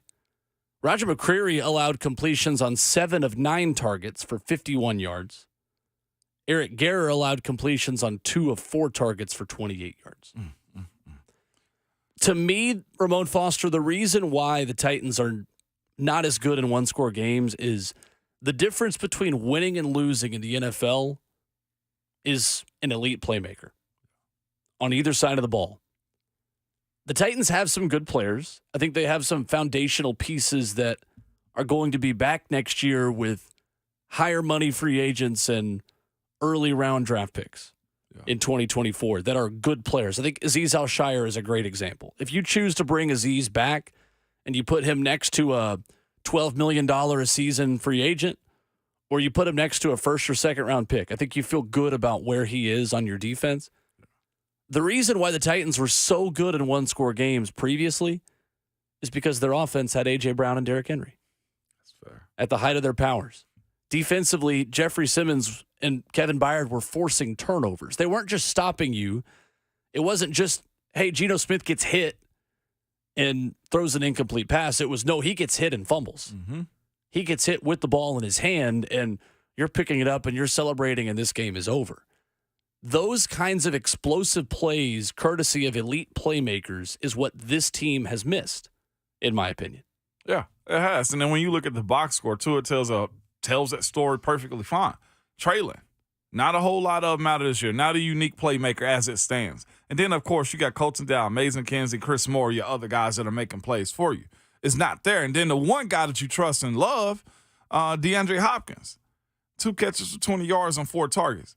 Like, the ability to find them. But, of course, the operation of the offense is always going to be in question too, Will. Like, the flow of it, I thought is as good as it was in times. It was also some moments where you just asked the question like, Tim, what are you calling? And why are you calling these plays? And I've seen that, and I've been saying it time and time again on the Talk Back with Titans Radio. I say every single time that Tim Kelly gives you a great drawn-up play, there's something that is an end around or some silly play action play that really just takes you back 2 or 3 yards. That's gadget stuff. It's gadget stuff. Right. And I think it works so whenever you have, the players that can make those plays or time to complete those plays too. And this year is not the time and place to be doing those types of things, although this offense does need some creativity to generate yards, to generate flow. I ain't mad at the idea of trying to figure out how to draw up stuff because, again, when you mentioning the playmakers that are on this team, it's not somebody that you can trust, but you look on the other side of what Seattle brought to town. Geno has been strong with his arm at points this season, but Kenneth Walker being able to make plays for him, okay? Zach Charbonnet, although he didn't get a whole lot this past weekend, but when you mention their wide receivers, I always go back to this, but it's almost like the Lion King and mention Mufasa name. It makes you shiver a little bit, right? Did it not? Because at some point, as bad as DK Metcalf was in the first half, you knew, you knew this, and I knew this. At some point, he is going to get his. Tyler Lockett is going to make a play. Or even just get a call on a pass interference because if the ball falls around them, refs are saying, well, if he's not making that catch, then something went wrong. Because he's good enough. Right. And I've seen him be good enough. DeAndre Hopkins has gotten those calls this season. He did this past weekend. Yeah, he got one. But Tyler Lockett, of course, Jackson Smith and Jigba, and DK Metcalf. And then, of course, with that 3 tight end set that they ran, I mean, the catch that Kobe Parkinson made over Trey Avery, to be fair, the catch, the touchdown that Kobe Parkinson made over Trey Avery was disrespectful, first and foremost. But that was a playmaker type of play. I don't think we've seen that. Chris Moore, I think, in the last game is probably as close as we've seen somebody snatching the ball out of somebody's hand. Like DeAndre Hopkins had the long one against Miami where he went up and made a play. But that was also just very bad defense by Xavier Howard on that specific play. Yeah. And you see how you got to, give full context to those moments right there? Do. Right. But with other teams and the playmakers that they bring into town, you don't question those things. And you question that type of stuff when the Tennessee Titans are on the field offensively. And that's the reason I think sometimes Tim Kelly has to draw up certain stuff or try to do gimmicky things to generate an offensive flow. So we mentioned this earlier. Look at the starting lineups for the Titans against the Seattle Seahawks on Sunday and in New Orleans against the Saints in week 1. Of the official starters in the NFL.com game book that's on their website after every game, Ramon Foster, how many defensive starters were the same as they were in week 1? Jeff wasn't there. I got Aziz. I got Harold. Harold was not a starter in New Orleans. Harold wasn't a starter in New Orleans? He was not. I got Aziz. Armani's not even out there right now. Nope. Roger McCray? Nope. I got Aziz. I keep going back. So let's just go through the starters in New Orleans. Danico Autry is 1. Tier Tart, Jeffrey Simmons, Kyle Pecco. That was listed as the front 4 in New Orleans. Linebackers Azeez Al-Shire and Jack Gibbons. Linebacker Harold Landry against the Saints. So, yes, he did count. Okay. In that context. He was not listed as a starter this past weekend. Who? Harold Landry. Really? Technically, he was named in the lineup. So I will give you that one for the sake of starters. It's not on the game book, but I'll give you Harold Landry. Aziz, Harold, Danico. And then in the secondary, you had Sean Murphy, Bunting, Kevin Byard, Amani Hooker, Christian Fulton. None of those guys started on Sunday against the Seahawks. So is that 3 out of 11 off defensively? So Danico Autry, Harold Landry, Azeez Al-Shire. 3 starters. 3 who started in New Orleans, started on Sunday against the Seahawks. That's one way to lose, Will. There are not a lot of NFL teams that can survive that. Goodness. And all of them are gone for different reasons, right? Jeffrey Simmons and Amani Hooker are hurt. Christian Fulton is hurt. Tier Tart was cut. Kevin Byard was traded. So you have different reasons, right? It's not that they're all just the walking wounded, but in a way they are still the walking wounded. They are the walking wounded for sure. But that right there that'll make you go into a dark place. That'll have you getting ready for the offseason early. Like as a player, as a veteran, if I'm Aziz, I'm just like, God, get me to the end of the season where I can get healthy. And that's sad to say that, and it sucks to actually say that out loud. But that does become the conversation to yourself at home, to your significant others and friends. Man, I just want to make it to the end of the season healthy. 615-737-1045 is our number in the F&M Bank chat on YouTube. Question in Ramon Foster, do we see Tim Kelly getting let go? I don't think so because you got a young rookie quarterback that seems to like him. I think Tim Kelly is going to have to grow a good bit going into his second year here in Nashville. That's for sure. I don't necessarily think he's been terrible, but it ain't been great. I think the most offensive flair you've seen has been through Tim Kelly and what it can be. Again, I think, of course, it comes down to the players in this thing. It does. I would be very surprised if he's let go. Me too. Very surprised. Dante in Nashville is next on the phone lines this morning. Hey, Dante. Good morning, guys. How y'all doing? Good morning. Ramon, so here's my thoughts on this, man. Is that if we're right next door to a win, we said 4-7 on a one-score win. To me, that's scheming. Just like how Seattle on that scoring drive, what they do, they put one matchup out there on a no-name tight end. Was it Robinson over top, throw the ball up, let him go get it. All of it was, all right, our guys have scrapped and fought to get in position for a one-score game. As a coach, you got to scheme up your guys and get the people that you trust the ball. And I don't see us doing it very well. Like you said, we're missing those big key guys that come through with those explosive plays that make a huge difference. But at the same time, when you're knocking on the door and the playmakers that you don't have put you in position to win, you got to scheme up a victory. I think we got really conservative in the second half, which I think is a Tim Kelly, maybe variable issue. We got really conservative once we got up and was like, oh, it's okay, we're up. And then those guys came down, their playmakers started stepping up. Even though we had fought them, we were punching them in the mouth. It was like we've been rocky all season with a less talented, tough, gritty team that keeps showing up. But we got to get somebody to scheme for us and say, hey, I don't have this superstar out there, but I got a Moore. Let me get him the ball. Let me try to feed him the ball a little bit more. Well, let me get my guys across the middle, wash out some of these linebackers, give me a safety move, and let me get a one-on-one. But I don't feel like, when I look at the game, I don't feel like Tim Kelly is scheming up, like they say, those man-to-man breakers, those zone breakers. When you hear those things from the announcers, and it's like, man, I never hear those things when they talk about the Titans. And I'm going to step back and listen to you guys. Yeah. Thank you, Dante. I appreciate the call. And, I mean, you saw those things against Miami. You saw zone breakers against them in the cross-continental routes, as Coach Mack says. Yeah. I think, too, Ramon, every scheme involves protecting your quarterback. It does. And every scheme also involves having to have the talent to complete it.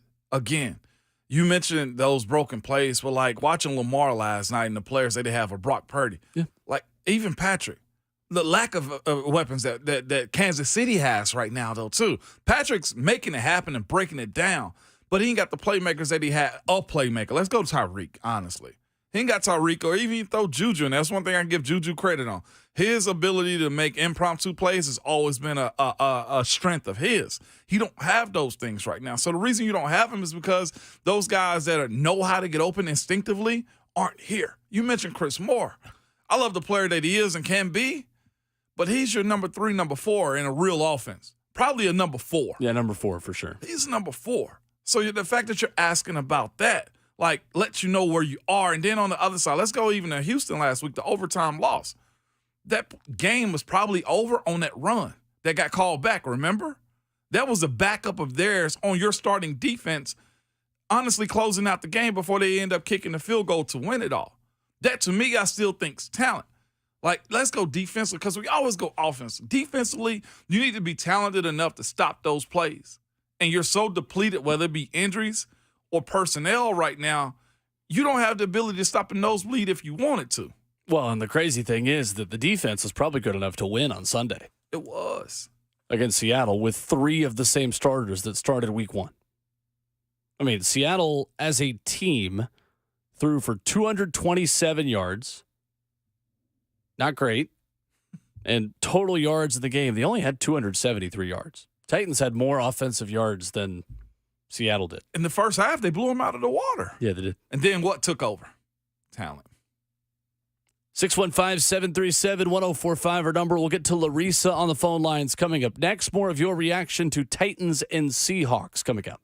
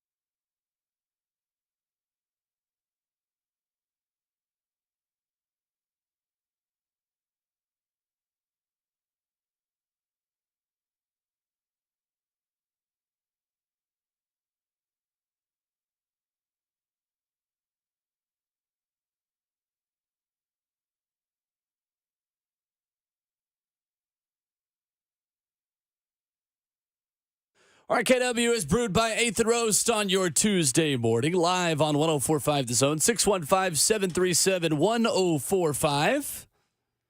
And yes, we are live, talking to you right now. There we are. Streaming on 104.5 The Zone TV, Facebook Live, YouTube, Twitter, or Twitch. Back to the phones we go. Let's go to Larissa in Nashville up next. Good morning, Larissa. Morning. Good morning, gentlemen, and happy holidays to everyone. You as well. Thank you. I want to just piggyback on what Ramon had said earlier in regards to the fact of not the loss itself, but how. You know, I mean, we've all been in certain circumstances where like, okay, I ain't picking that up. the Titans need a pickup man. Someone needs to not say, I ain't picking that up. Yeah. I understand everyone is probably auditioning for other teams and then some. However, someone needs to not go, I ain't picking that up, but pick it up. The Titans are a great team. We all had faith that they were going to be amazing this season, but they need a pickup man. So I'm just going to sit back and listen. Thanks, guys. Thank Happy you, Larissa. holidays again. Appreciate the call. Larissa. It's a good way to put it, honestly. Somebody's got to take ownership of it. Yeah, they do, and that's what you're looking for. Again, when it comes to role players, specifically that, because that's where a lot of the gripe should be held to, is look at who you're playing at these moments. Like I'll just watching the roster just churn over and move over year after year, and we made a big laugh about it a couple of years back. And hey, they're churning the bottom of the roster. Like that's fine when you have a great foundation, when you have starters that are still in the lineup, when you have playmakers still making plays for you. It's hard to live that life whenever those are the guys that are out there 85% of the plays. Like 3 out of the 11 starters from New Orleans this year are only left on your defense. And then let's talk about the fact that you've had just a turnstile at right tackle, trying to figure out who's going to play there. Right guard, you had 2 guys playing back and forth. Brewer and left guard been the 2 steady Eddie, and then you still lost Skoronski for 4 weeks, 3 weeks, 4 weeks. And then left tackle changing positions too. And then, of course, trying to figure out what are you going to do with Derek and Tajay. There's a lot that's happened, and so you've been 5-10 on the season. Can't be surprised. You hate it. But when you really break it down, this is probably such a bigger offseason conversation. But you're at this point for a reason. 615-737-1045 is our number. Ryan Tannehill over the weekend was a quarterback that hasn't played since October. Looks like a guy that just hasn't been out there, honestly. Yeah. Titans quarterbacks have now been sacked 56 times in 15 games this year after 6 more sacks on Sunday.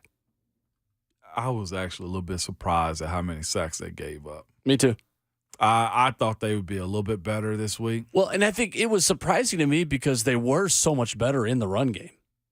It's interesting that you can be so much improved blocking for your running back, but not blocking for your quarterback. You know why I think it was the case too? And it showed in his flow of play. Every single time that this offense would run the ball well, you know what came behind running well? Play action. It's almost as if it was somewhat predictable. It was all, and I'll say this, the way they even started the game with Tannehill rolling out, and of course, on Friday, I was like, hey, let it all hang out. Roll with it, Tannehill. Go deep. Do your play action. But I didn't realize how predictable other teams viewed that to be. Interesting you say that because the numbers back up the point you're making. John Glennon put this on Twitter yesterday at Glennon Sports. Tannehill had 9 dropbacks on play action passes. He had 37 yards on those 9 throws. He was 3 for 8 for 37 yards, a sack, and a 52.6 quarterback rating on play action.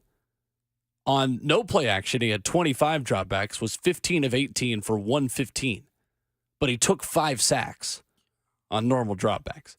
This offensive line has to have the threat of a run in order to be successful in the passing game. But it makes it predictable. It does. It absolutely does. That's the catch-22 of it all, is it makes it predictable. And again, like I said, with Tim Kelly, it seems like the flow of the offense, you get something, whether it be the run or you get something down the field, right? And then you do something gimmicky. It almost seems like you're doing the gimmicky stuff to break tendencies, and that shouldn't be what you're doing. You do the gimmicky stuff to get chunk plays. Yeah, gimmicky stuff is your offense in the red zone. Yes. It is, or backed up where you're trying to get out of something. Like it was very problematic watching the flow of it. But when that's your method of operating because who's your quarterback or because of your protection, that right there I think is bad. That's how you lose games. That's how you get smacked in the face of your Tannehill. Like watching their defensive players, like legitimately, Bobby Wagner hit Tannehill so hard, I thought he wasn't going to get up. I actually thought we was going to see Malik this weekend. Did too. I 100% did too. I thought we were going to see him, and just the way last week's game ended against the Texans with Will Levis getting bitten like a pretzel and hurting his ankle. Like, I wasn't going to be shocked if there was another quarterback injury this week. But, of course, when your flow is, hey, run, play action because of the quarterback, or maybe that's the way he likes to operate, that's bad. It is. The biggest difference in this offense for me from a Will Levis offense to a Ryan Tannehill offense are the amount of deep shots that they are taking with Ryan Tannehill. On passes of 20-plus yards downfield, Ramon, Tannehill was 0 for 0. Didn't even try one. Nothing. And that is the difference between Will Levis and his willingness to just, when in doubt, D-Hop is down there somewhere. It's down there somewhere. But that's what I was going to say. Against a team like Seattle, though, who has a good secondary. They do, yeah. They would blanket a guy like D-Hop, and that's what was happening, too. What did you think about that Seattle team, seeing them up close as a playoff contender in the NFC? They're fast and big, but I still think they're incomplete. They got some issues offensive line, bad issues offensive line, too. Defensively, I thought they were good. They can get after you. The outside rushers were solid.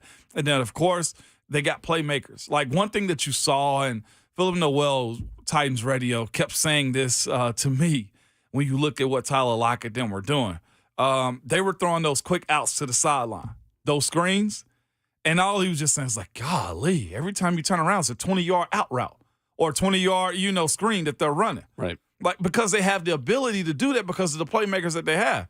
We were saying to ourselves, like, God, I would love to have one of those 20-yard 20-yard screens that they continue to run.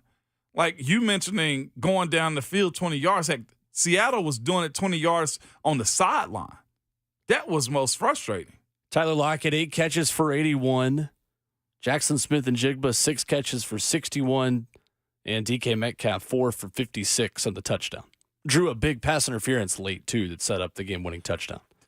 Geno Smith, 25 of 36 for 227 yards, 2 touchdowns, a quarterback rating of 104.7. I'll be honest, I'm still not a big believer in Geno Smith. You know how you can believe in him? Tyler Lockett, Jackson Smith-Njigba, and DK Metcalf. That's all you need. That's the difference. I know. Because he didn't look great. No, he didn't. But, again, let's go back to the Parkinson touchdown. Any other team, that's a drop, more than likely. You know what I'm saying? It's like a referee throwing up the jump ball on the opening tip. Yeah. Just toss it up there and put it high where only your biggest guy can go get it. Yep. That's what they did. And you have a bad enough secondary that they complete those types of plays against you. Yeah, it's just interesting. That Seattle team, I think, epitomizes the NFC's bubble teams versus the AFC's bubble teams. Because we've seen AFC bubble teams the past couple of weeks in Nissan Stadium, and the Colts and the Texans. And then you see an NFC bubble team in the Seahawks. I think the AFC has significantly better contenders at the bottom of their playoff bracket. I don't know, like the fact that that is the team that's battling for one of the last 2 spots, I was not overly impressed watching them in person. Was not. They've got 3 really good playmakers on offense and a very average quarterback who can get them the ball, but I was not blown away. The other thing I was not blown away with, and Eric mentioned this morning, there were not as many Seahawks fans there as I expected. Yeah, no. They came down later in the game to the lower bowl when they went up, but I expect a little bit more too. It might have sounded like a lot or looked like a lot on TV because they've got that radioactive puke green as one of their colors. Because wherever they were, you saw them. Like they weren't blending in with anything they had, but there were not, sitting in the stands in this one, there were really not that many Seattle people there. No. But they got loud towards the end, though. I'll tell you that much. 615-737-1045 is our number. Streaming live on Facebook Live, YouTube, Twitter, or Twitch. You can download the 1045 The Zone app for free on the Apple Store or on the Google Play Store as well. We'll go around the AFC South coming up next where, my goodness, not exactly a banner weekend within the division. We'll get to the number on Derrick Henry that was most interesting in the loss to the Seattle Seahawks. And we will talk with Austin Price of allquest.com coming up at 8:20. Halftime of the show on a Tuesday morning. It's RKW on 1045 The Zone.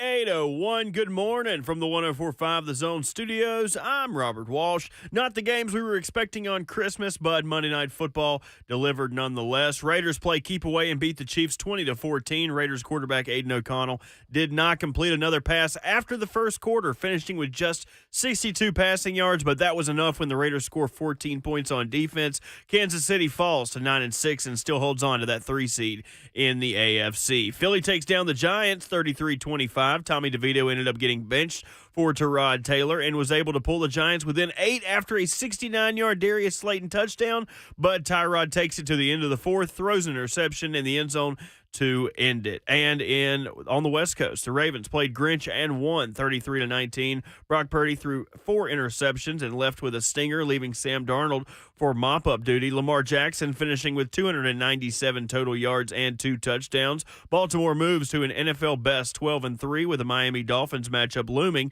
with number 1 seed implications. For all your foundation repair and waterproofing needs, visit USSTN.com. Breaking news at once on your home for the Titans and the Vols. This is 104.5 The Zone.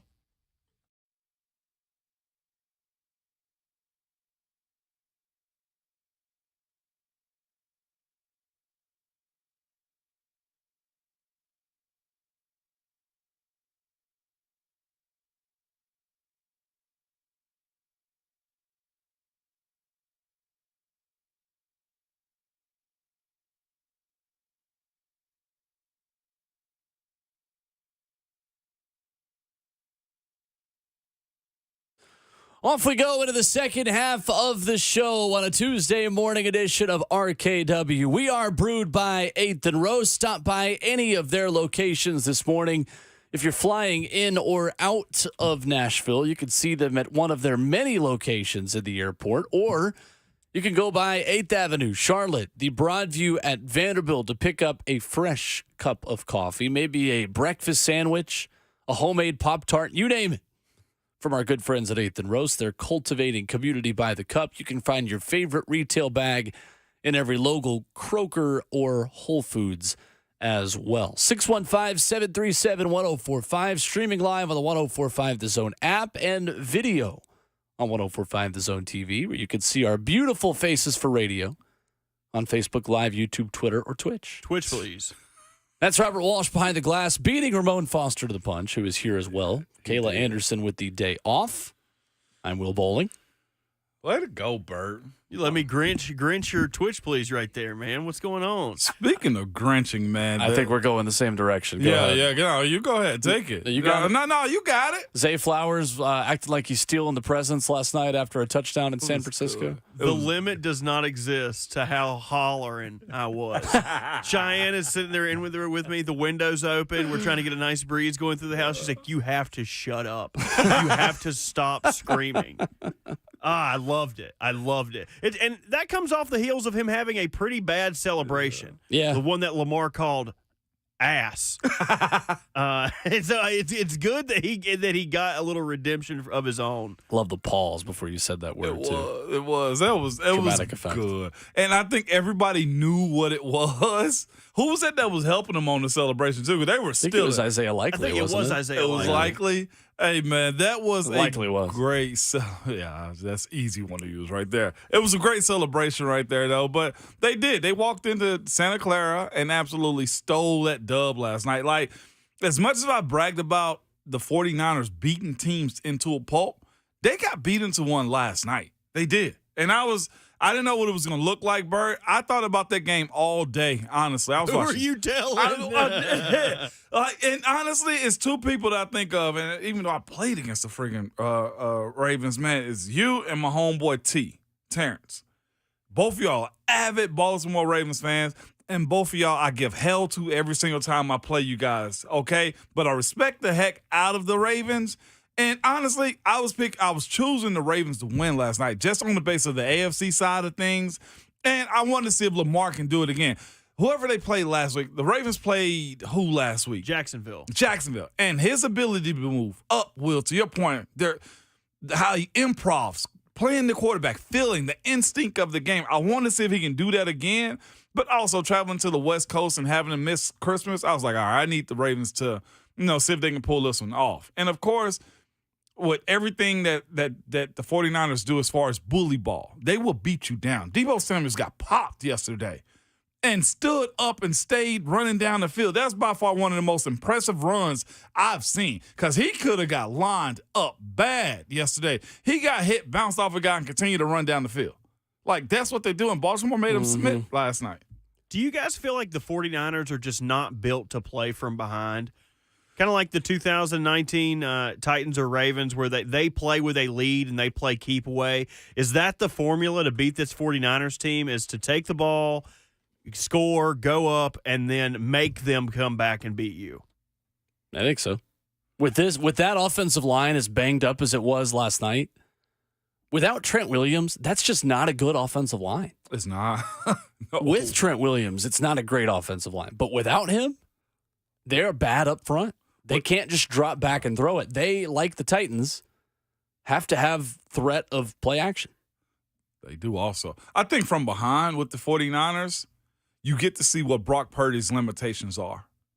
His ability to, like, his playmaking ability, I think, shrinks when he's playing from behind. You can put him in a box, I think, more than you can almost any other quarterback. Like with Patrick them playing behind, Patrick Mahomes, like you don't feel like they're in a box. Even with Dallas and Dak, you don't feel that mode of like, okay, yeah, they're just in a box. With Brock Purdy, I think you see Mr. Irrelevant pop up when they're playing from behind. That may be it more than anything, Bert. You know who looked closer to Mr. Irrelevant over the weekend? Trevor Lawrence. He is bad right now. Mm-hmm. Jacksonville loses 30-12 to Baker Mayfield and the Tampa Bay Buccaneers. Really, it wasn't even that close. For Jacksonville, that has now lost 4 straight games. This was their worst defeat since San Francisco punked them in their home stadium earlier this year. Trevor Lawrence now has an injury on his head, shoulders, knees, and toes. So this time it's his throwing shoulder. So if you had a graph. No, hold up. You're not going to bask in that. Look at this graph.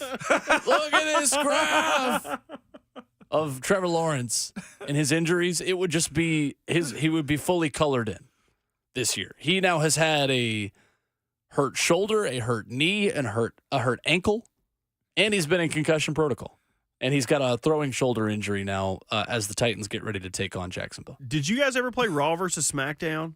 Yeah. When you would beat up a wrestler, their body parts would coordinate with the color of how bad you've beaten it, and red was the worst. Trevor Lawrence would be all red right now. Trevor Lawrence would have red arms, red legs, red torso, red head. Like, he would not be able to finish the match without submitting. There's something to monitor in 2 weeks when the Titans play Jacksonville, for sure. It is, man, because if he comes out and lights you on fire, that's going to tell you who you are. If he's even playing. If he's even playing. So he's basically the operation man on the board game or the little gadget game. Yeah, he's the person you're doing surgery on right now. But that's also, to him, that's one of those situations where he's had to tell himself or tell Anthony Richardson, protect yourself. Like, you got to do a better job of protecting yourself also. And he's just not been good. 4-game losing streak? Golly. Not as bad as Browns 36, Texans 22, where Amari Cooper just scored another touchdown. 51 fantasy points. 11 completions for 265 from Joe Flacco to Amari Cooper. Having a day. What's the biggest story? Amari Cooper and all the yards that he got, or Joseph Flacco? Joe Flacco is one of the stories of the season. If he continue on, like, I don't know who's going to be the comeback player of the year, but Joe Flacco's definitely he's put his bid in for it, man. Well, it's going to be DeMar Hamlin. I mean, huh? Yeah. I think he's probably still the odds-on favorite to be comeback player of the year. He is. He and I is? have nothing to say about it. I can't say nothing either. It's not great. It's a story-driven award, though, so I can understand why he would be comeback player of the year, but I think he's played in one game. I think he has a... He played over the weekend. Oh, okay, yeah. Okay. Huh? Yeah, season awards. So let's go see here. Season awards, you can only on this sportsbook vote on MVP, where Lamar Jackson is now overwhelmingly the favorite at -170. He won it last night? He did. Yep. Okay. DeMar Hamlin in 2023, what's his stat line? He He has played in 5 games, and he has 2 solo tackles. 2 solo tackles. That's comeback player of the year? They're better off giving it to Jason Peters. As of 6 days ago. All right, here you go. Here's comeback player of the year odds. Right now, DeMar Hamlin is minus 450. Oh, Lord. You would have to bet $450 on that to make 100. He'll win it. I mean, he has played 17 snaps on defense. I mean, I know there's no correct way to have this conversation. It's got to be Joe Flacco. It has to be Joe Flacco. Be Joe. And it's got to be cool Joe. You know what's so funny to me? Ravens fans for so long said, Joe Flacco's elite, Joe Flacco's elite, Joe Flacco's elite. And everybody was like, stop it, you bunch of crab cake loving kooks. But he has a couple good games in Cleveland. And everyone loses their minds. Joe Flacco's elite. Man, I've been trying to tell y'all that for years. He's still not elite, bro. How about He's throwing 3 picks and 3 touchdowns every game. Look at the real stats. So how He's about 10 this, and though? 7. Joe Flacco joined Josh McCown as the only Browns quarterback to have 300-plus yards in 3 straight games. I mean, Josh McCown did it in 2015. I ain't gonna act like he ain't doing good. I mean, that's one of those stats like I think before Josh Allen came around, Tyrod Taylor was the Buffalo Bills QBR leader of all time. Just to tell you how bad Buffalo Bills quarterbacks had been for so long. Yeah. By the way, man, y'all let me come over here and do this show and not even mention what happened on Saturday. I mean, cousin Danny. I mean, anybody got a broom? Bengals over the Jeremy Lin run for Jake Browning has come to an end. It's come to an Honestly, the Lin sanity runs for him and Tommy DeVito came to an end at the same time. Did you bring a broom in? I did not. Bert, do you have a broom back there? Because it couldn't be my team getting swept. God, you might need a Swiffer, man. Get them out of here. Get them out of here. Steelers over the Bengals this weekend. That's how I felt. Jake took Browning to a whole nother. That's how I felt watching the Falcons beat the Indianapolis Colts 29-10. I mean, over the weekend as well. That was the Indianapolis Colts. That's right. That was good. Did Arthur Smith save his job with that one? Did he really go crazy with that one? So crazy that Bijan Robinson, Tyler Algier, and Cordero Patterson had 38 touches for 243 between all of them. Kyle Pitts had a touchdown. It's like Arthur Smith remembered his first-round picks might be better than the other guys on their team. It might be. Maybe.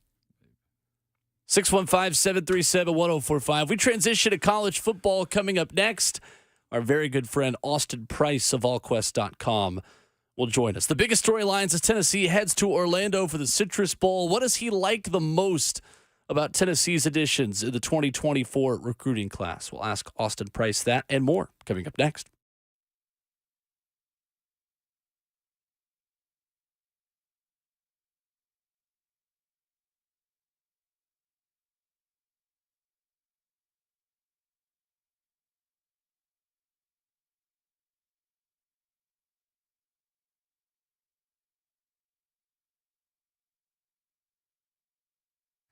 When it comes to large home repairs, a lot of the time we homeowners pretend we do not see the warning signs.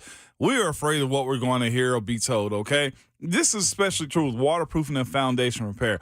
It could be something big that needs to be fixed right away, or it may be a small problem now that'll become bigger later. Either way, it could be nothing, okay? But the bottom line is we don't know, and we certainly don't want to be sold something we don't need. What we need is a peace of mind, and United Structural Systems is the company to give you that. They have over 25,000 100% satisfied residential customers, and here's how they make that happen. When USS comes out to your house, you're going to get a problem solver who provides a peace of mind to you, the customer, the homeowner. You're not going to get someone who is worried about meeting a sales quota or upselling the next big thing, but someone there to educate you and help you understand what's happening with your home. At USS, the only measure of success is how satisfied the homeowner is and not a closing ratio.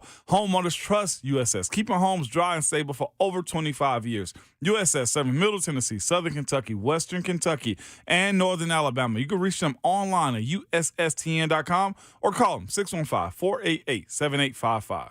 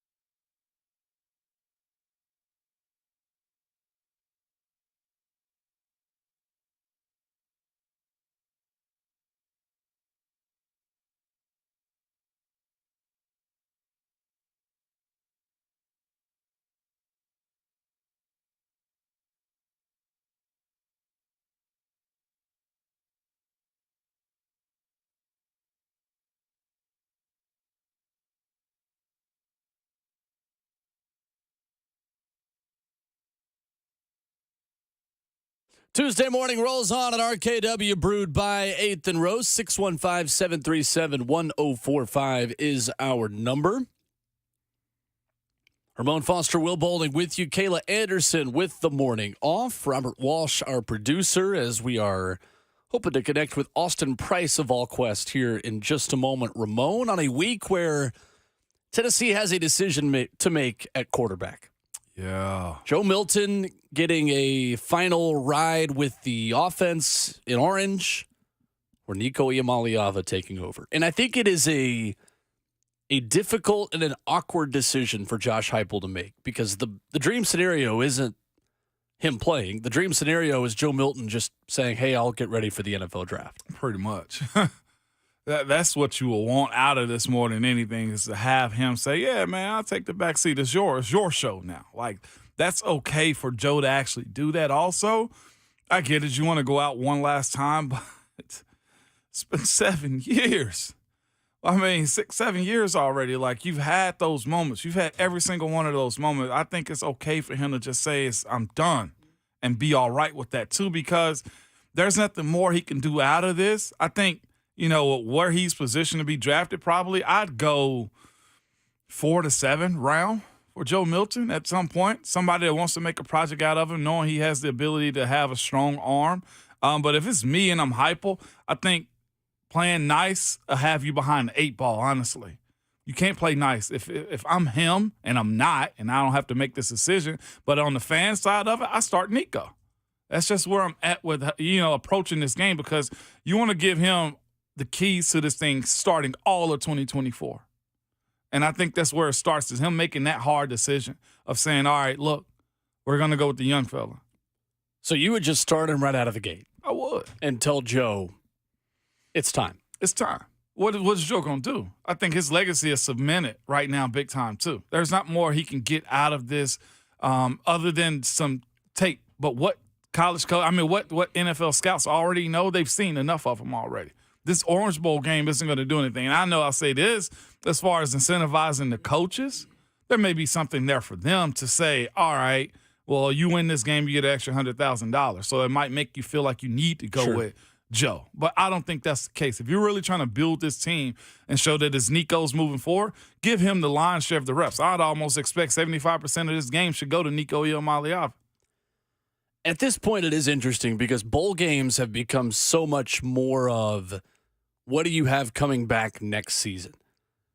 And I think Tennessee is in the unique scenario where a lot of their veterans are coming back and are choosing to return. There is no answer on Brew McCoy quite yet, as Tennessee tries to figure out whether or not he is going to be back next year. And a lot of those guys who are choosing to come back with their 5th year are injured at this point. When you talk about a John Campbell in the offensive line, and you look at some of those guys on defense, and Keenan Peely specifically as well. Yeah. But there is a scenario here where Nico Iamaleava can play with a lot of the guys who will be key pieces of this offense next season. He can. So you might as well establish that now, Will. There is absolutely no better time to where he doesn't feel the pressure of winning losses, that you kind of say to yourself, if you're going to get a freshman quarterback some live reps, do it right now. He's out of state, not in front of the home crowd as much as you want him to be. So it's the ease of just saying, we're just rolling the dice and saying we get out of this thing. Protection should be solid. And just being able to call this long of a time period, and where you can really scheme him up, make him comfortable, and have him really settle into that role before you get game one, because there's no preseason in college sports. You're going to get spring reps, and then you're going to get training camp for them starting next August. As far as live reps and preparation for a game, this is his moment to approach just like a young pro at this point for Nico.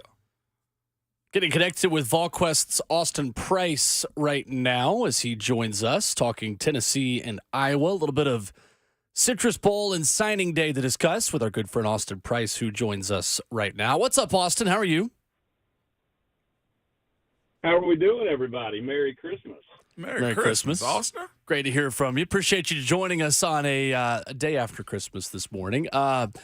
Austin, as we look at this recruiting class that becomes official last week, and as Tennessee starts to move forward into next season and into the offseason in some ways, let's start with the positives. What do you like the most about Tennessee's additions that they've made for the 2024 season?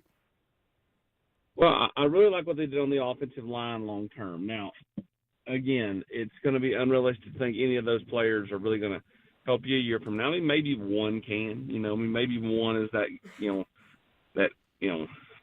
player that can play as a freshman. But in most instances, that's not the case. But I love long term kind of the offensive line class compared to the previous offensive line classes that the staff has signed. And I like what they did at the running back position. They only signed one, but I really think Peyton Lewis is going to be really good. I have a lot of high hopes for him.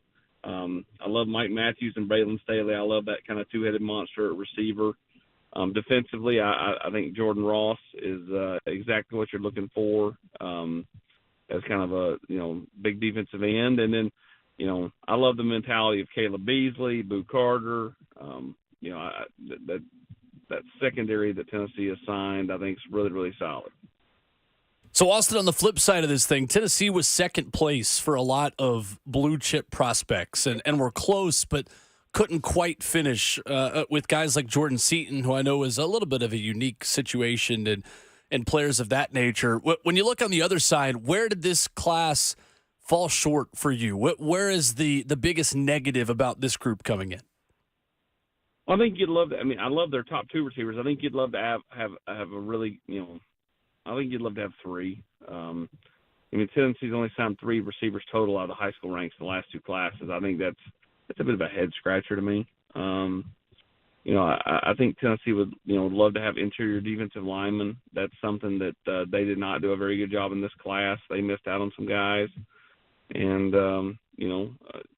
that's probably the biggest two that kind of stick out to me as far as this class is concerned. I like what they did at the quarterback spot. I like Merklinger.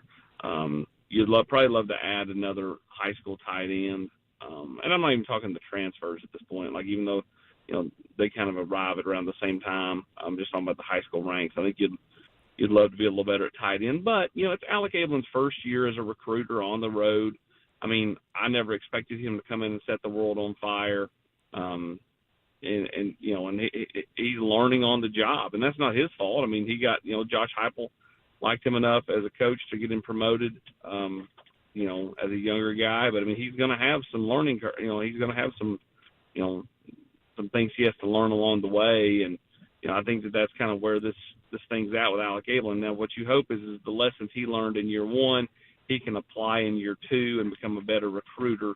It's not from a, want to standpoint. He wants to be a good recruiter. He's working at it as hard as anybody. It still just boils down to, years in the game and understanding how it all works and just becoming more of a veteran of your craft. Austin, man, as soon as you sign a class, you're already working on the next one. The class of 2025 is going to have some big-time players to come out throughout the state and just in general. What has to be the focus point of that 25 group coming in as they start to recruit next year? George McIntyre. That has to be the focus. You have a premier quarterback in the mid-state, and really the next 2 years, because you think about Jared Curtis in 26. But let's start with George. He's Tennessee's top quarterback target on the board, has been for a long time, and Tennessee has recruited him really, really hard. Josh Heupel's relationship with George is really, really good.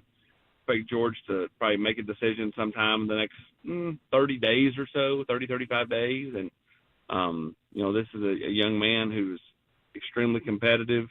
They did not have the year they wanted to at Brentwood Academy this past year. That eats at him. He hates to lose. He's one of those kids similar to Jawan Jennings. George is a guy that when he has kids one day, many years down the line, he'll be blocking his kid's shot. He's competitive, man. He doesn't like to lose. It eats at him. And, so you start with him. Like Tennessee, you got to find a way to get that one done in the next 30 days or so, land George McIntyre. And then I think a lot of dominoes start to fall around him because you have Cam Sparks, Rodarius Jackson. Those are two kids that play on the same 7-on-7 team with George, two high-end receivers that Tennessee really wants in this class, one out of Chattanooga, the other out of Memphis. You have Ethan Utley, defensive lineman from Ensworth. He dropped his top 5 yesterday on Christmas. Tennessee's in the top 5. His mom has known Rodney Garner since Rodney was a coach at Georgia, 20 years ago or so. And so, there's a comfort level there. He's been to Tennessee as much as he's been anywhere. Tennessee's, going to be inside the state. Joakim Dodson's another, young man that Tennessee's after out of the Memphis area. That it's going to be an extremely important area for the 2025 class. But it all starts and it all ends with George McIntyre. That's loud and clear right there, Austin. But, of course, we know to get a quarterback means you get a lot of players that come behind that more times than not.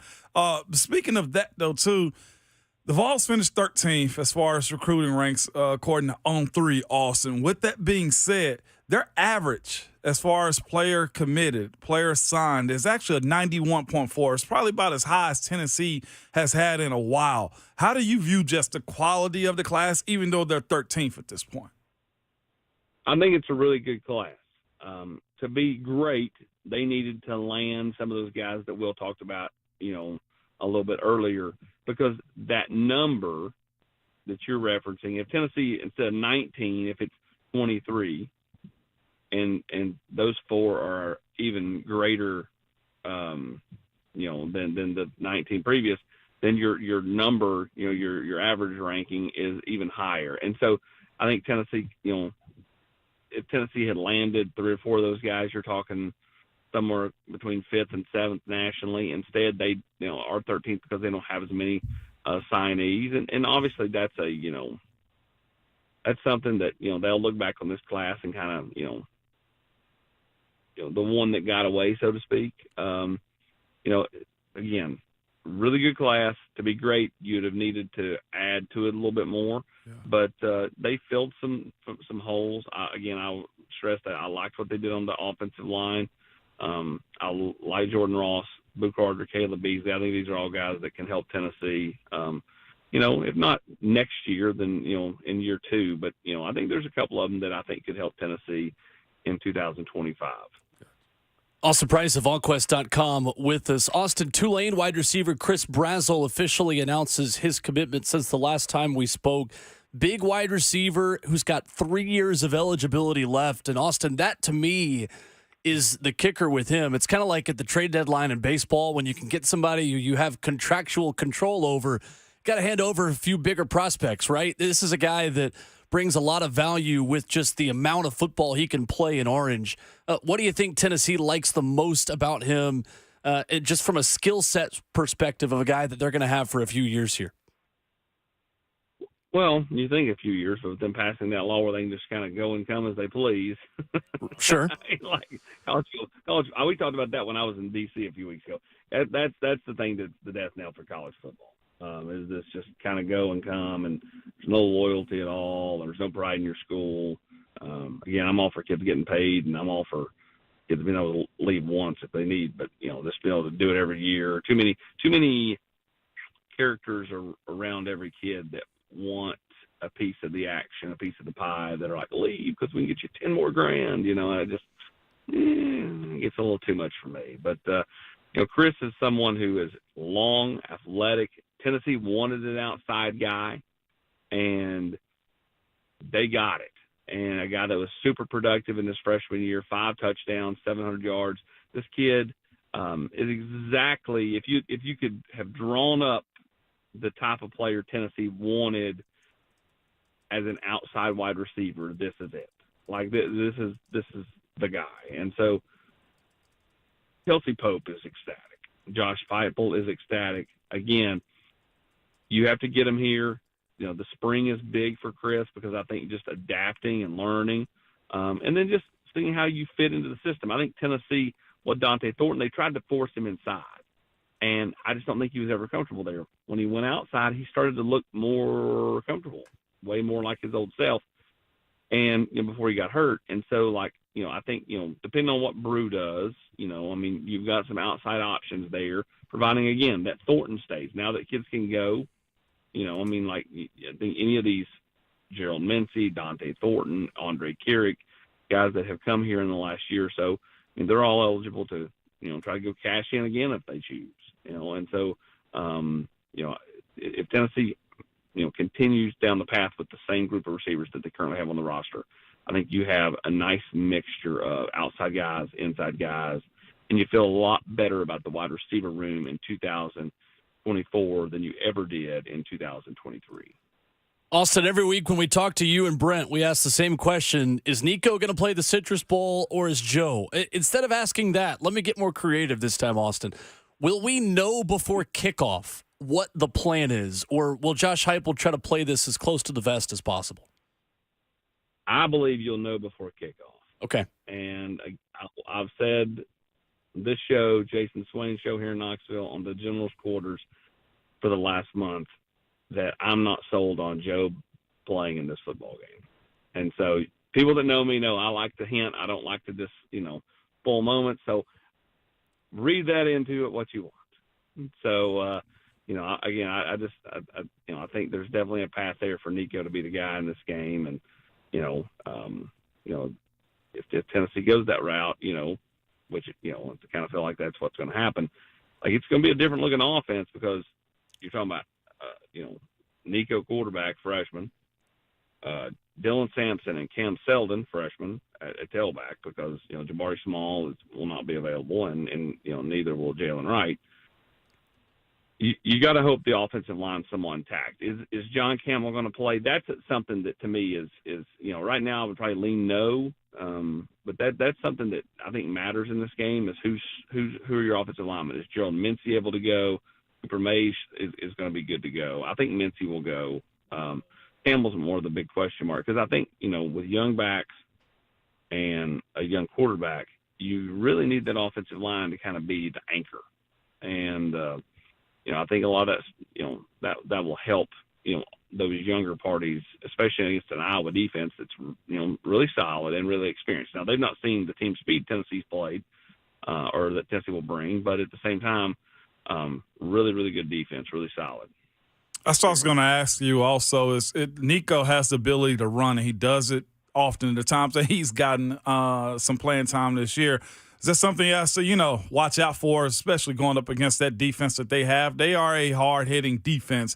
Having the conversation early and often with Nico, hey, you are a quarterback and must protect yourself. Yeah, 1,000%, Ramon. I will say this. Anytime we've seen Nico outside of his last performance, which was, UConn? Yeah. He's been running for his life because he's been in there with the threes. And the threes offensive line isn't very good. Right. So, I think that being able to play with the ones, or some mixture of the ones, I think does help because he did look more calm and steady when he was in there with Cooper Mays and them for that one series against UConn. Again, that's one series, but at the same time, I think it was just a calming effect having some of those older guys out there. I mean, he literally got blindsided in, I forget what game it was, or back in September, because Tennessee had in their backup offensive tackle.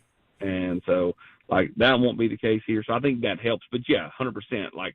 If Joe's not going to play in this game, I don't see him as some emergency quarterback, but maybe he will be. I just don't see that. I think he'll be in street clothes if he doesn't go. And if that's the case, then, I think Nico's got to be very cognizant of sliding, just not taking any unnecessary shots. Josh Dobbs is always the best. And he always would jump almost when, somebody's about to hit him to kind of minimize the blow. And, he was always, I think that Appalachian State game where he got rocked around the goal line and Hurd recovered in the end zone for a touchdown. That's about the only hard hit he ever took. Yeah. Everything else was like a hit, but it was nothing like where he got his jaw rattled. Mm-hmm. And so, Nico's got to be cognizant of that. Yeah, for sure. Austin Price of allquest.com is our guest every Tuesday here on RKW at Austin Priceless, where you can find him on Twitter. Austin, hope it was a great Christmas. Thank you as always for joining us. We appreciate it. Sounds good, guys. We will talk to you next week where we'll talk about a Tennessee win or a loss. Either way, we'll talk about Tennessee football coming up next week. Yes, indeed. Love it. Great stuff. Thank you, Austin. Thanks, Austin. Appreciate it, guys. All right. There's Austin Price. Giving Tennessee fans some interesting news on their quarterback. Yeah. Right there. I want to get into Ramon Foster's bowl game experience. I was at 2 of the bowl games you played in.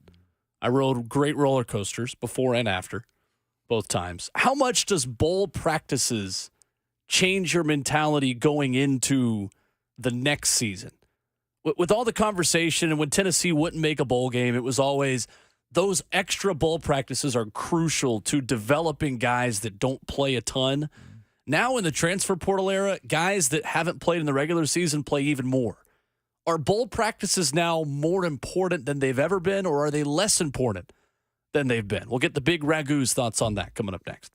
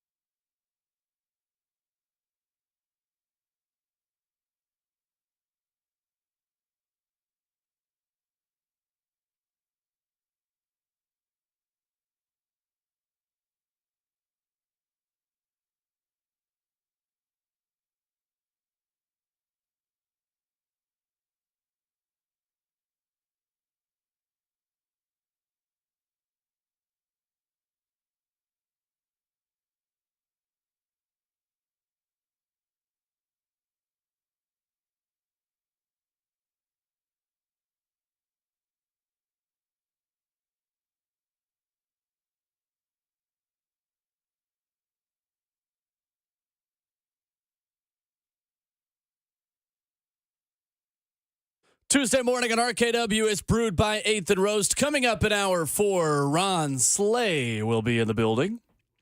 Santa's Slay, as it was called on SEC Network last week.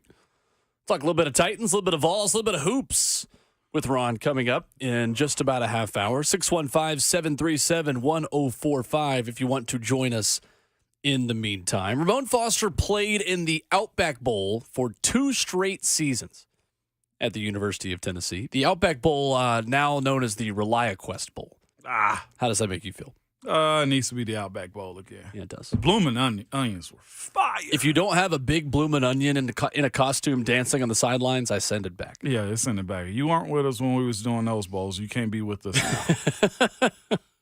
That's what we do. If you didn't love me at my 2007 Outback Bowl, you don't deserve me at my 2023 Citrus Bowl. We should have or could have been the Sugar Bowl. Anna? We could have been in the Sugar Bowl. Interception against LSU away, right? Yes. Oh, my gosh. You want to talk about the lead up to that moment? Because 07 was probably the best year we've had dating back to us. Probably a couple Dobb years in there, right? Other than last year, it's the best season in Tennessee football over the last 20 years, since 01. So the conversation of us playing in the Sugar Bowl, which was a BCS Bowl at the time, all I wanted was that PlayStation that they were handing out. What bowl gifts really meant something. There was no opt-outs and stuff like that. Like, to make it to the Sugar Bowl was by far one of the best just lead-ups I think we've had to a bowl game, like having that conversation. The first time we made it to the Outback Bowl, it was a little bit of a surprise, like, oh, man, we got a Florida game. Like, played Penn State the first year in 06. 06, Cut's first year back. That's right. Yeah, Coach Cutcliffe's first year back. And to go back again to the Outback Bowl wasn't a damper at all because the season was good. The weather was that day, though. The weather, yeah. But to get a BCS bowl when bowl games meant a lot. Like, to have one of those games was like the epitome of, like, yes, this is the payoff. So in 2007, you guys as an offensive line gave up 2 sacks the entire season. That is a true story if you want to fact check me. You guys gave up 2 sacks the whole year, and I've heard David Cutcliffe tell the story, and Eric Ainge even tell the story about Cut brought us in the meeting room, you guys in the meeting room, day 1, and said, guys, we're not giving up a sack this season. He did. Literally. He did. I've heard Ainge tell that story word for word, and sure enough, you guys nearly did it and didn't give up a sack. I think one of them was in a running back. Oh, one of them. Okay, one of them was a running back. One was a running back. And then wasn't the other one like either in the bowl game or it was late in the season? It was a random. It might have been homecoming or something like that. Like a weird, backup. like yeah. It was like one of those types of moments right there, Will, to where he set that goal and Cut came in. He came in with a lot of fire in him. I think the second time around, and I don't even think he was trying to hedge this into a head coaching spot. I think he just thought, okay, I got fired. I'm here again, and I'm gonna show you I'm better than I ever am. And he did it. So how much did bowl practices help you? And more specifically, how different are bowl practices than a normal regular season practice? They're different because you can work on the basics a little bit more. You can get real live looks as far as practice squad guys versus, the team against the starters. Like, you can really cultivate that stuff a lot more to where there's a lot of teaching, a lot of basics, a lot of operation of what we're trying to accomplish in this game. You don't really start the game plan for the bowl game until you actually get down to the site. So you're only working on you. Though that's the unique thing about bowl practices is those guys that you had questions about, like, hey, we need to give this guy more reps. Hey, this guy needs the ball in his hand a little bit often. Or you need more help in your one-on-ones, like pass pro, or even for the defensive guys, get into the quarterback. Like, you don't look at a game plan. You look at practice, you go to practice, and then you go to meetings afterwards. You're really treated like a pro during that time. And then you only focus in on what you did in practice. There's no cards. There's no nothing. It's us trying to get better at the things that we do well. So I hated it, just to be honest with you, in the beginning of it, because you're thinking to yourself, man, I want to be home for a Christmas break, and everybody else is not working. Sure. And then you don't have a bowl game like you did in 05. And then you realize, oh, crap, this sucks. So after I learned to appreciate it, and of course winning helps a whole lot more too, from that 06 to 07 season, you realize this. I actually ended up breaking my thumb in Vanderbilt in the pregame warm-up. Put a cast on, played the game, stud, okay, played the game at the end of the season, the senior day. The next couple, I went to a party. No, after that game, ended up having surgery on Monday. Then there was like an end of the year party. I'm in a party with a cast on for the end of the year party because like everybody wanted to be in on it, and then end up playing the game too with a big cast on. So at this point of college football's history and calendar now, where you have younger players who are finally getting their opportunity. For Tennessee, you're going to see a totally new secondary against Iowa, for example. And then you also have a guy in Nico Iamaleava, who I think, talking to Austin Price, and we'll play the audio again if you missed his answer about Nico or Joe starting. I think it is safe to assume at this point that Nico Iamaleava is going to start the Citrus Bowl. Seems that way. I think it is trending that direction. Are bowls now more important than they've been or less important? I think they're just as important. Okay. I don't want to say more. Because I think that, before you continue, I think people overreact to say that bowls are more meaningless now because you have so many players leaving and going other directions. I also think you could make the argument it's more meaningful for guys to see what they've practiced all year and decide whether or not they're going to transfer after spring practice. Exactly what it is. I mean, the freshman defensive backs that are going to play for Tennessee might have been more willing to transfer after the bowl game, after spring practice, go in the portal this summer in the second window opening. But if they get this opportunity and make the most of it, a guy like Ricky Gibson might be more likely to see it out next year. Yeah, I think so. But you also get that springtime, too, to where you can see where you are in the depth charts officially, too. I'll say this. The same questions and issues that they have right now, I think, are somewhat still the same things that you had back when I played in 2007. On the basis of this, you get an opportunity to see what your players are capable of in these bowl practices, so much so that you need to know that coaches, I think you leave it and say to yourself, well, we're going to need a tackle next year. Well, we're going to need another safety next year. Because those dudes that can't play, here's a quick pro tip about it. Not everybody that gets recruited is a ball player. They're just not, or not at that level. Like we were watching, what was it, the Eastern Michigan versus South Alabama game. 68 Ventures Bowl, legendary. There are some players on Tennessee, probably at Georgia, probably at Alabama, Vanderbilt, that probably should be playing at that level too, but you just got recruited, got to college, and not realized, like, hey, I might not be able to play here. Coaches have those reality checks at times too when you get to those moments where, okay, you've had an entire year of lifting, you got bowl practices, and then guess what? You still don't show any promise. You know what a player is going to look like in those moments, especially when they have enough time to have growth and opportunity to kind of show what they are again. Some players hit their ceiling. Some players never have the ability to ever get to a point to where they become ball players. So they never play or now hit the portal. And you take some players just because you want a pipeline at a high school where you know you're going to want 5 stars in the future. Is that too? You get the coach to like you? Yep. Say, hey, this place might have a 3-star I want now, but they've got a 5-star in a couple of years that I'm really interested in. Yep.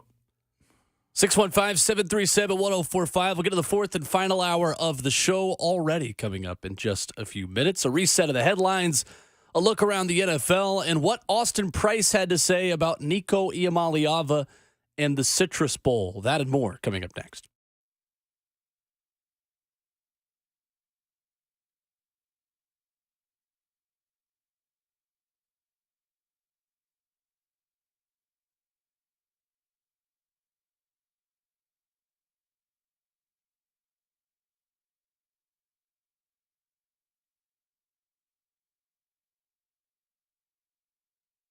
All right, well, don't go through another year with that awful joint pain. You can call QC Kinetics right now and make 2024 the year you are back to living life normal again. Hey, it's Kayla Anderson, and QC Kinetics can give you your life back. They are the nation's leader in regenerative medicine, and they're all natural treatments that can repair and restore that damaged tissue, really just giving you pain-free movement again. QC Kinetics has tens of thousands of satisfied patients all over the country.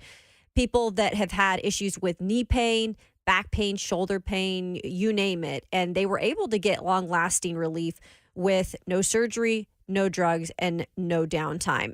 If you have pain from an old injury, I've got a couple of those, or pain associated with arthritis. You need to check this out. It is great. It's the future of medicine, regenerative treatments from QC Kinetics. So make the call now and get the most out of 2024. You can make that call at 615-249-4024, and you can use your HSA and FSA funds. It's QC Kinetics, 615-249-4024.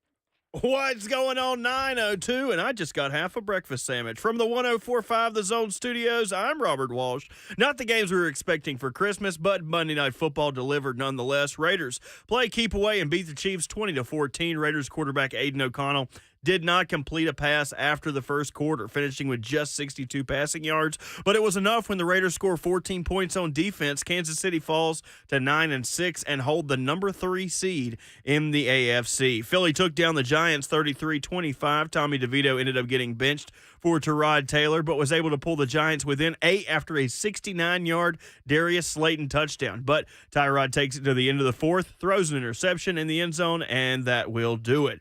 And on the West Coast, The Ravens played Grinch and won 33-19. The Brock Purdy show threw 4 interceptions and left with a stinger, leaving Sam Darnold for mop-up duty. Lamar finishing with 297 total yards and 2 touchdowns. Baltimore moves to an NFL best 12-3 with the Miami Dolphins looming with number one seed implications. For all your foundation repair and waterproofing needs, visit USSTN.com. Breaking news at once on your home for the Titans and the Vols. This is 104.5 The Zone.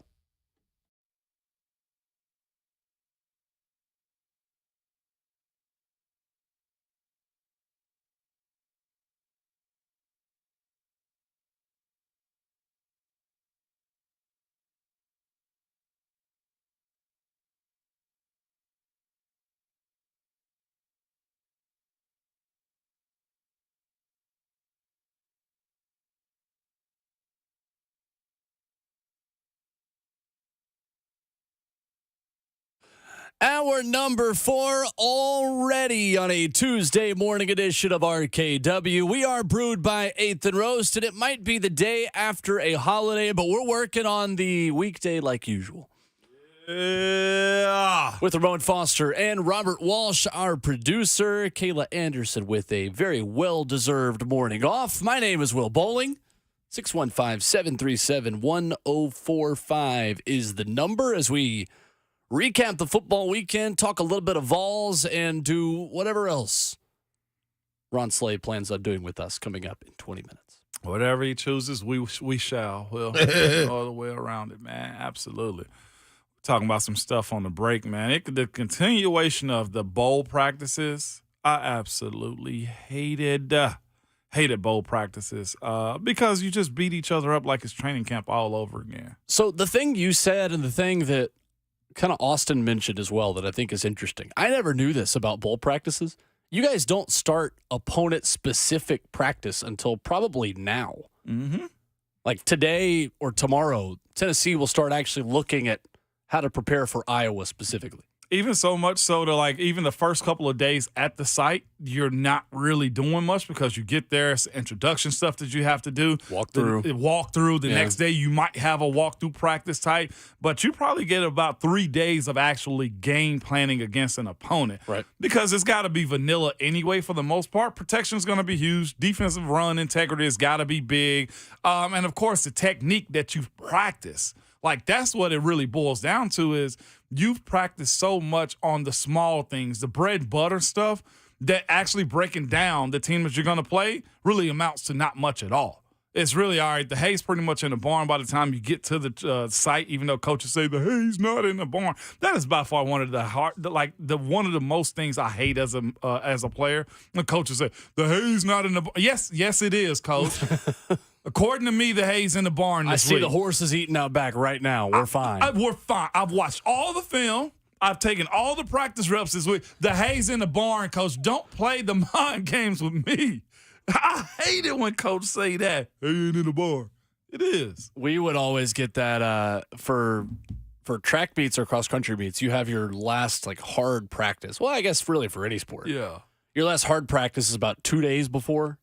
Because the day before, it's always just maintenance and staying healthy and just getting out, moving a little bit. Yeah. And we'd always get that all right, hay's in the barn, gentlemen. Here we go. It's been in the barn, coach, when I ran those 7 miles earlier today. Yes, we're over that part of it, but only 7? It's easy.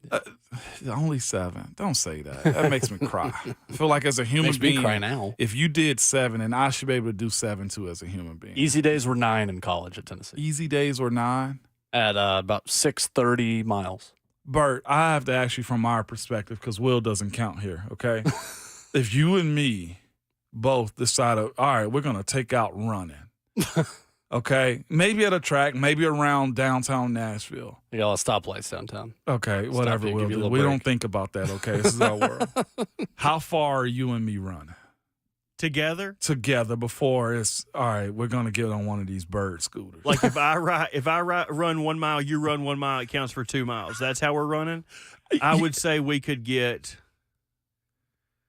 Ooh, I mean, because it would not be good now. He dropped 7 miles like it's nothing. So I'm just thinking to myself, I think nonstop nonstop, if I'm being honest with you, with nobody having a clock and a pace on me, I'm giving you in a mile and a half, 2.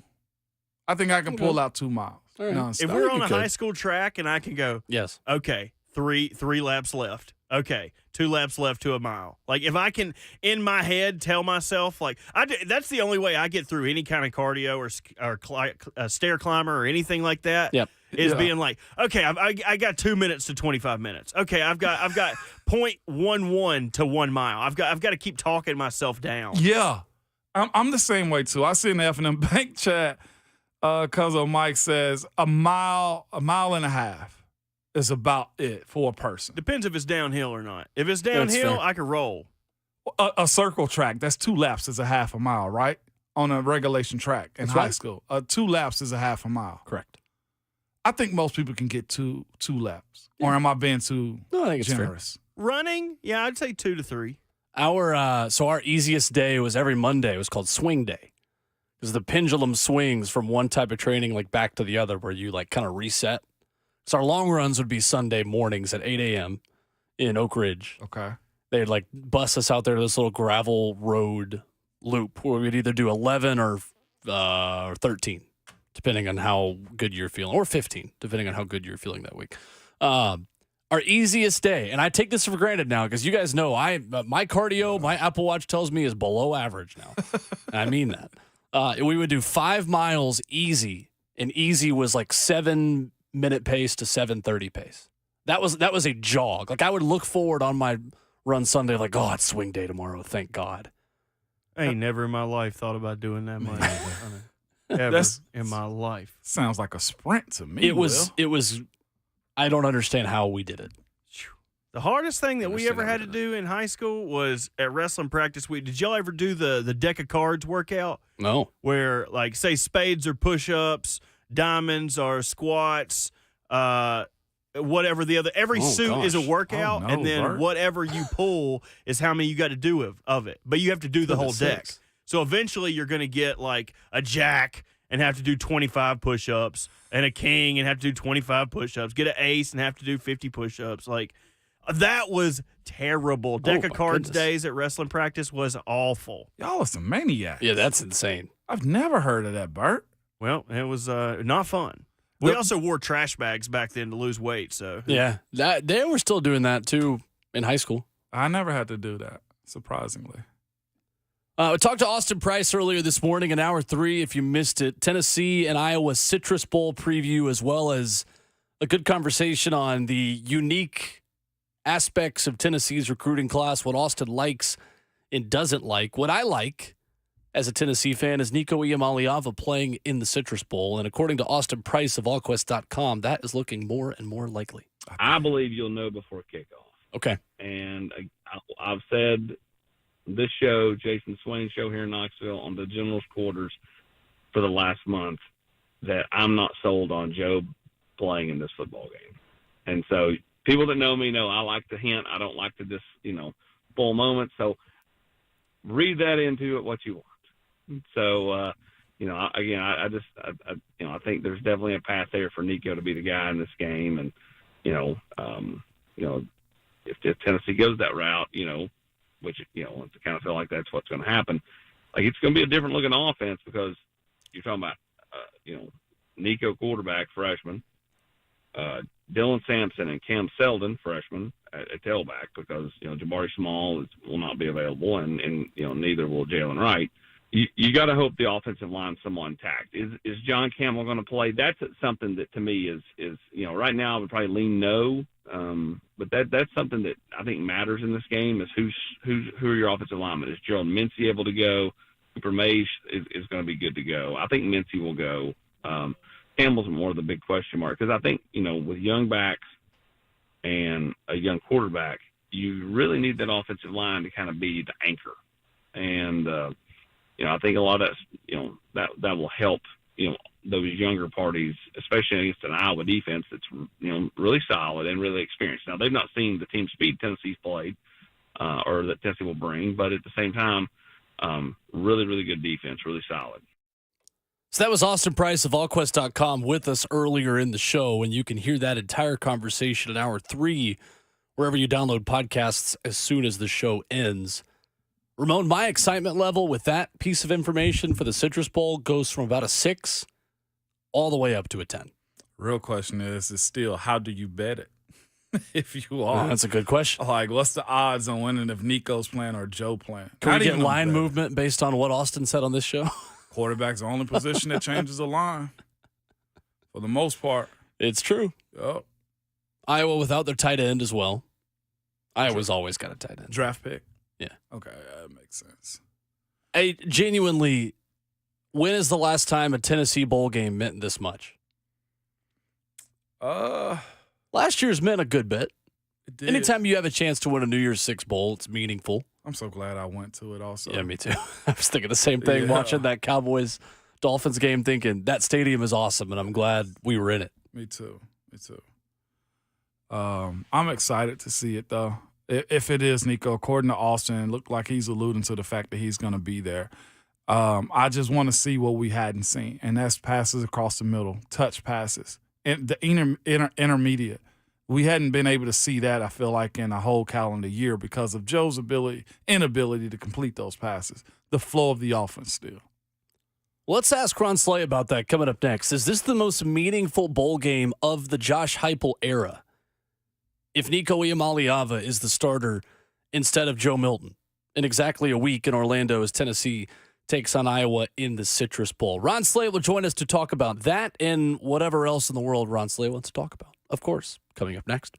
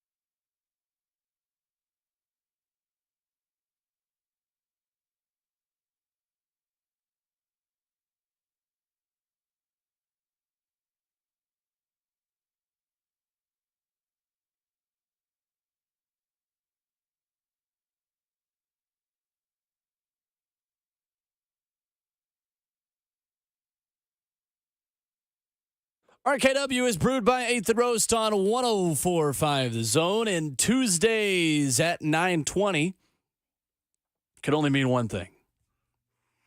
Means Ron Slay's better be here, ladies and gentlemen. Yeah. I want to see how this holiday season went too, man. We talked a little bit yesterday, but not a whole lot, man. I think everybody was in their own little world yesterday as far as the holiday season goes. And I definitely needed a little brainless day. Although I did get up for the most part yesterday, man. A little active around the house. I know I was going to have to be on the grill. Ended up prepping food and stuff like that. What'd you grill? Some steaks and some lobster tails too. So you did the surf and turf. I did do surf and turf. Was it a big hit? Everybody dug it? It was a big hit. It was the steaks were really good. My brother-in-law, man, came by also, and everybody's like, "Man, Mo, your steaks are really." I'm like, "Y'all stop lying to me, okay?" But they were both like, the steaks were really, really good yesterday. My wife also, of course, everybody don't want to do steak or prime rib and stuff like that. The more and more, we cook and stuff, the more I realize a lot of people don't love seafood like that. I'm a seafood advocate. I am too. So my wife ended up making a lasagna too for the boys and others that wanted, maybe not steak and seafood, but lasagna was a part of it yesterday. The way you said that was funny. Like I'm a seafood advocate. They're discriminated against, and I want to make sure they have a seat at the table. I'm on a seafood diet. I see food, I eat it. I went to my mom's. Hearing you say that is really cool because you cooked all this really good food. My mom, God bless her, is a terrible cook. Look, I mean this in the nicest way possible. I love to eat. Like by the shape of me, by the sound of me, you can tell that I like putting things in my body. So when I go to her, I pleaded. I said, "Mom, please." You pled. I pled. Please, can we switch it up a little bit? Can we make Ron Slay's in the building? Can we please mix it up a little bit? She's like, all right, we're going to mix it up a little bit. She comes over and ends up ordering me.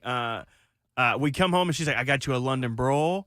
I got you some pasta salad. I got you some green beans and corn. And I was like, okay, that all sounds well and good, Mama, but I know you don't know how to cook a London broil. So basically, I get over to her house, and this lady, who I love, God, I love my mama, basically boiled this meat. It was boiled meat.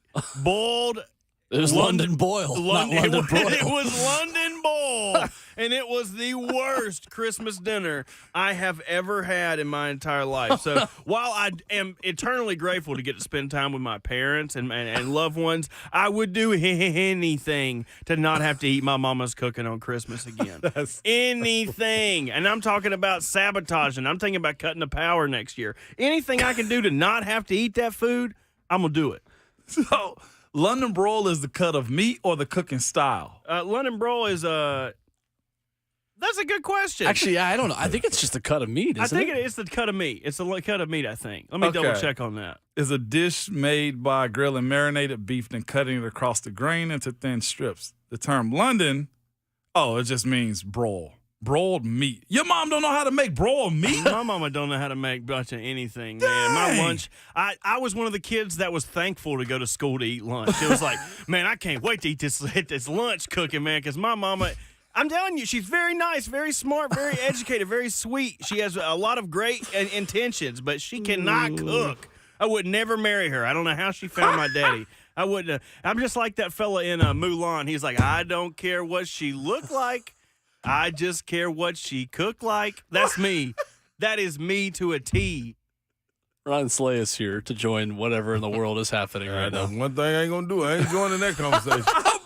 What do you make of it? Hey man, his mama gonna be out there with a little switchblade playing around, gonna cut him at the ankles. Not even a switch no more. Like you with me last week when you called in. Yeah, no, I got 2024 for you, Will Lee. Don't you worry about it. You got 2024 for me? Yeah, the whole 2024 is for Will Lee. Is it really? Yeah. I'm your pick to get. Yeah. Because this is my thing. Will Lee you like to double down on things. You know what I'm saying? Like, when you, especially, it ain't even you feeling right. It's more about you just, taking a stance on something. And even when you know it's not really right, you kind of like, well, I think it is. And are you just going to stand on it? So my thing is to show you that you wasn't right. with the little Mariah Carey situation that you chose to roll with. And I was trying to tell you the best song, and ain't no question, is Silent Night by the Temptations. And which I like to say, everybody on social media, that's not, a great place to rate, but I'm just saying they were riding with the Temptations. Yeah. And it's Silent Night, man. It's since the debacle of Mariah Carey getting up at lip sync, I know that can never get out of my head. That can never get out of my head. Lip syncing, nah, you can't do that. Not if you cold blooded. See, I don't even want to clarify what my original comment was now because I enjoy this battle. I enjoy this feud. Well, you can enjoy the entire 2024. Have a ball with it. Every group text I'm in with Ron Slay has not been as kind to me recently as it was before last week. It actually is. It's just, I'm championing a lot of other people nowadays. What I'm doing. Yeah, man. I'm champion. You're championing anyone who wants to go against me. Yes, in any form. All fashion. weapons against me shall prosper. That's right. According to Ron Slay. That's correct. Going into 2024. That's right. I will walk through the valley of the shadow of death, and I will fear evil as long as Ron Slay is in the building. Slay, despite your need to preach against me for all of 2024. It'll be fun. Could you make the argument that this is the most important bowl game of the Josh Heupel era at Tennessee with the information we got from Austin Price in the last hour that Nico Iamaleava, he believes, will likely play the whole game? I think to an extent, I feel like Hendon's year was huge. Coming back when they played here in the Music City Bowl. I thought that was pretty big against Purdue. Yep, that they played against. Yeah, Purdue. I thought that was big to see how that chemistry will be formed.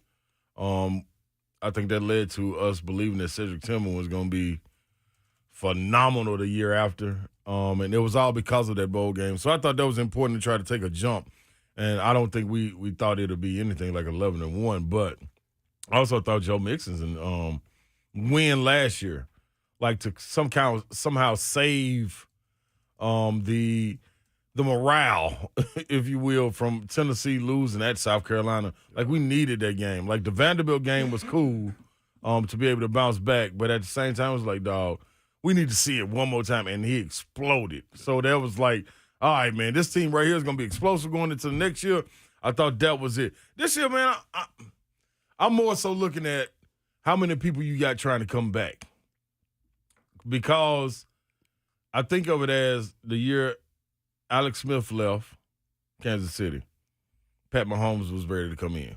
When they traded off the jobs, you know what I'm saying, and roll with Pat Mahomes, if you don't jump in the transfer portal and, listen, some of them get outbid with the NIL, they're looking for more money or whatever it may be. But if you can get the majority of your guys offensively back, I think that says a lot about what they've seen in a guy like Nico. You know what I mean? To be like, hey, man, you know what? I know my stock ain't right there, but at the same time, I ain't bouncing in the portal. I'm going to stay with this cat because I've seen what he can do in practice if given the opportunity. Like, I can only imagine what he do with the first string. I can only imagine what he do with the receivers that when they come in, Boo Carter, Mike Matthews, the guys that are coming back, it ought to be fun. The young man transferring from Tulane, should have some weapons. Brew, if he comes back, I think all of that shows, man, exactly what they expect to be. So as far as the importance, I thought the one with Joe and those guys trying to save that 11-1 year was more important than this one. But as far as potential-wise, we can come out of this game looking ahead and being like, man, okay. You know what I'm saying? So as far as catapulting us into a whole different mind frame of what we expect the Vols to be next year and getting that hype train rolling, and no pun intended, but I think he could be a catalyst for that. The other side of what happened, and Austin brought this up again, right now there's a law in place that says players can transfer as much and as often as they want to. Yeah. The back end of that is if they change that, then you're immediately ineligible. I think is what they're trying to implement with that being the case. Yeah, that year has been used up. Yeah, that year has been used up. What I have to ask you, Savage, is this. How do you feel about moving from place to place, because unless you're the bottom end of NFL rosters, NBA rosters, MLB rosters, you don't really even do this in the professional ranks. How do you view the college world now with this being the case? Yeah, man, it's tough. It's tough for me, man. I think once you get to that fifth year, as far as like grad transfer or something like that, it's cool. You know what I mean? Bounce around, but to be like going 2 or 3 schools, man, that's a different world, man. I think there is some. I'm seeing some with Tennessee. Key Lawrence, for example, left Tennessee when it was a coaching change. Went to Oklahoma, now leaving Oklahoma to go to Ole Miss. But he's doing it as a grad transfer. He graduated from Oklahoma and then bouncing to Ole Miss. Of course, NIL probably involved. But I can understand that a little bit more. But how many times do you want to cipher through each individual and say, oh, man, okay, this is why he did it? Dog, it's confusing to me. It's hard to keep up with. And to me, I'm loyal to a fault. And I'm riding with who I'm riding with. There ain't no ifs, ands, or buts. Even though I give Will Lee a hard time, you know what I'm saying? I'm riding with my dog. But it's unacceptable to me. You know what I'm saying? Because it's that easy to turn your back on what you went through, especially if it wasn't like it wasn't a coaching change. You didn't get less of an opportunity. Like what are you leaving for? You know what I'm saying? Like you leaving for that $100,000 that you're gonna get in NIL, or and leaving from what you would have established for after. And this is what I think is getting lost. We always talk about. We've been harping on this. I know since you've been on the station, I've been on the station. When you're homegrown and you go to your homegrown university, dog, you setting yourself up if you leave in good standing for the future. If sports is taken out of the picture. Yeah. You know what I'm saying? And I think they lose that. Like, there's a higher likelihood sports be taken out of the question. More out so of the than picture. you make it. Yeah, absolutely. You know what I'm saying? And we see that a lot. And I don't want to call nobody out, but on social media, I see guys asking, man, anybody know where I can get a job? You know what I mean? Like literally coming out and asking, man, I need help doing this. Like, dog, if you would have went to your state school, like I ain't saying it would have worked out, but it's easier to tap into your resources and say, hey, man, listen, I need a little help. You know what I mean? Just a door opening, an interview, this, that, and the other. I'm looking at them. Why don't you go to ask whoever you was in Starkville with, or you was in South Bend with? Like, why you like? What's up, man? Yeah, you know what I'm saying? Like, I don't get it, man. I'm too big on loyalty, man, and all of this transferring and things of that nature. And then just to even risk it, you know what I mean? If they pass it and all of a sudden now you done lost a year eligibility, and then what you doing? You just sitting back in the portal, you sitting back at the school, waiting on the next year, you lost a year playing. It's foolishness to me, man. Or hopping in. I think the scariest part for anybody, I think you hop in the portal and you know you got NIL on the way, that's fine. Mm-hmm. But to hop in because you didn't play, that right there is because it's a bigger – it's scarier to me than anything, because you can't get stuck in the portal. Yep. One thing that we hadn't talked about, and naturally it hadn't been a big conversation, I think people have dropped little breadcrumbs, for somebody else to pick up. But the amount of guys that went to college as either 4-star, 3-star, 2-star, did not play, hopped into the portal, and currently have no place to go, and it's only their second year. Yeah. Like, nobody's really picked up on those stories to kind of, give the back end of this. Because when portal opened up, we're all excited. I can admit, on this show, it's like, man, who's jumping in? Yep. Right? Well, we've had those conversations, but there's a lot of people that jump in and have jumped in from 2021 that never went back to college, at least not on scholarship, football. Yep. It's tough. That's where it becomes problematic to me, is there has to be more guidance in this era. Is this window still open? As far as transferring NIL, that is not real for a lot of people. Or it's the interesting thing, Slay, too, of would you rather have a check with this many zeros now, or do you want to stick with the plan to get to professional football or basketball that we set for you day one, and you're going to get more of a check throughout a professional career? Yeah.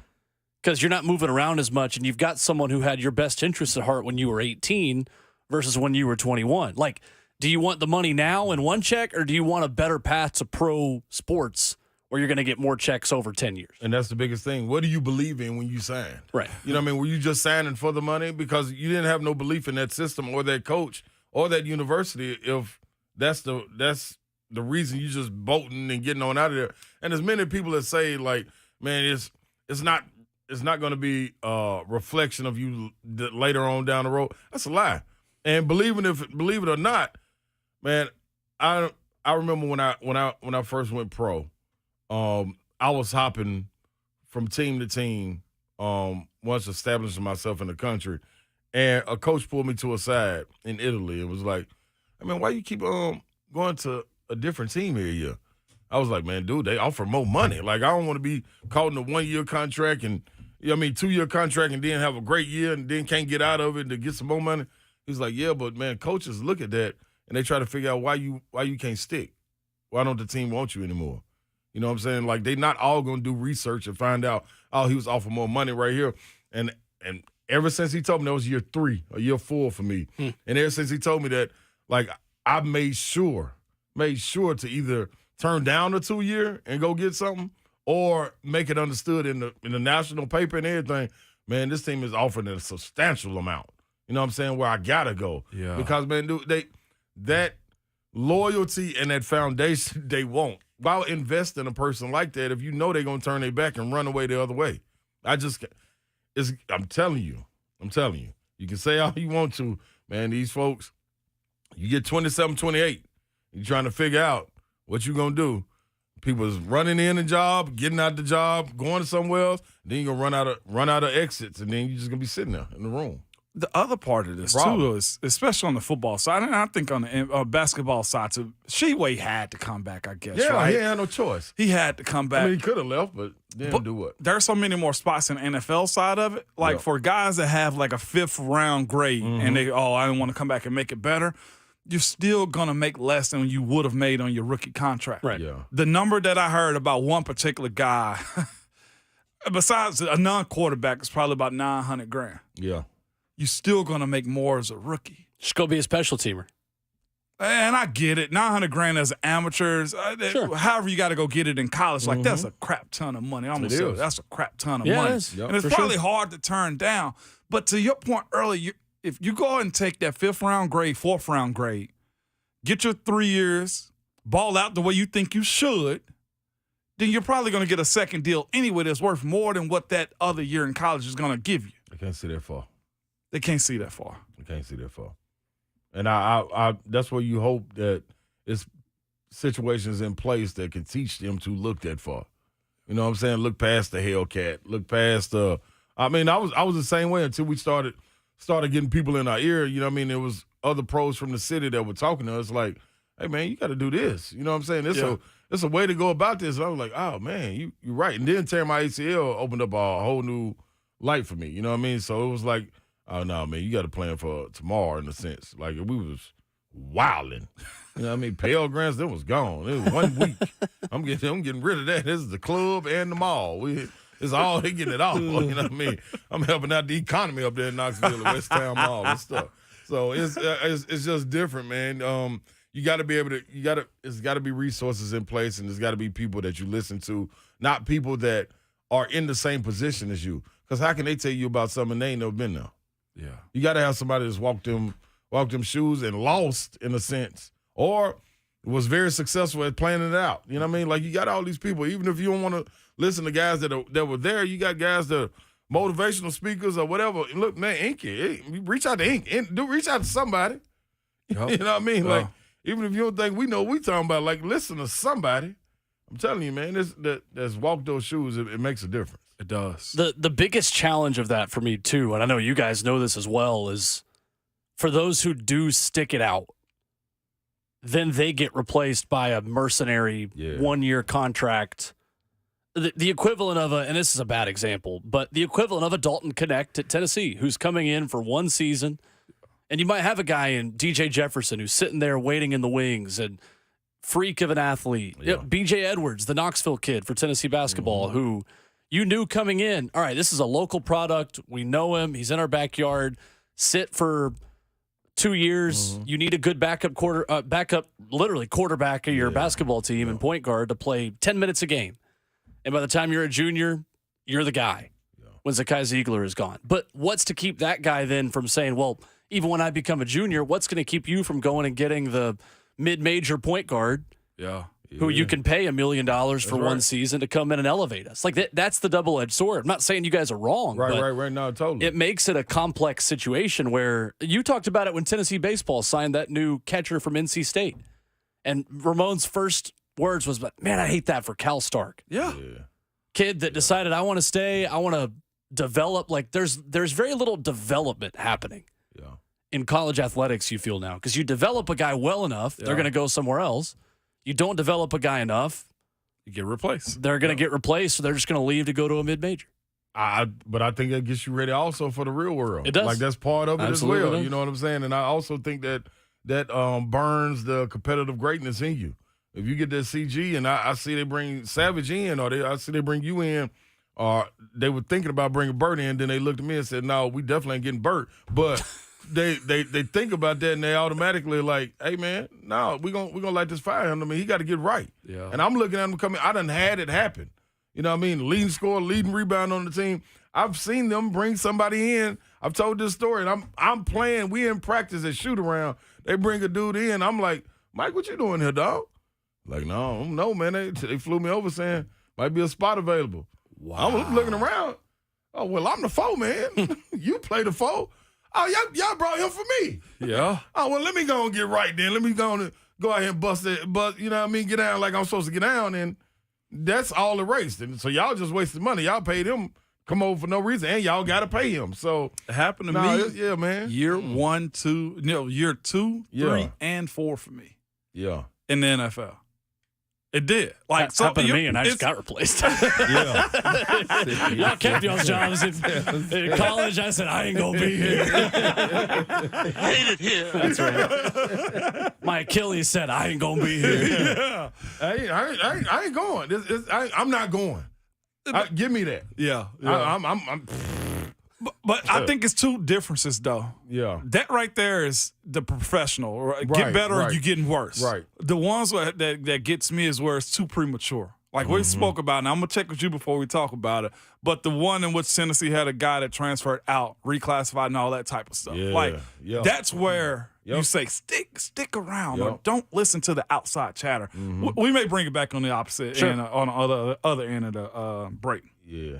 We could do that. We could also preview some of the college games this weekend because, of course, we will not talk to Slay until next Tuesday. And between now and then, there are some playoff games in college football. We are here, ladies and gentlemen. Talk about that coming up next.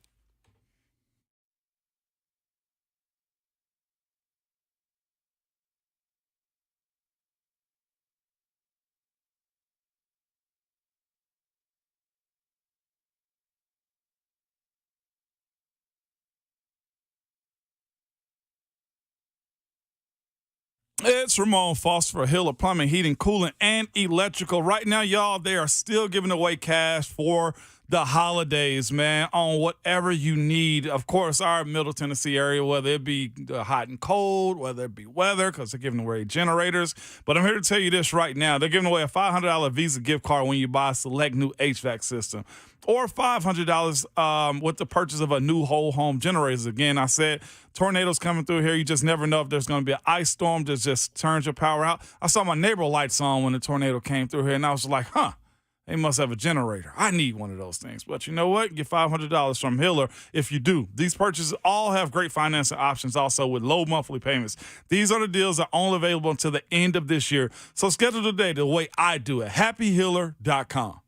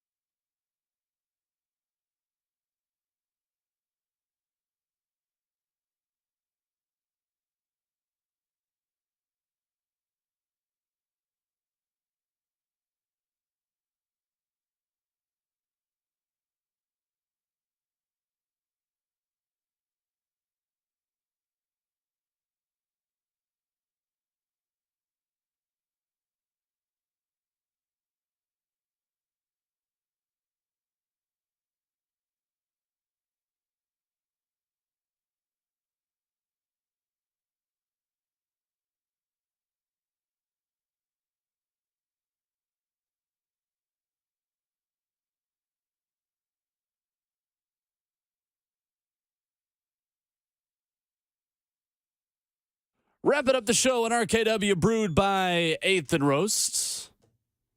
Got good bowl games coming up this weekend. Ramon Foster, Ron Slay, Will Bowling with you. Kayla Anderson back with Ramon tomorrow. I will see you guys next year.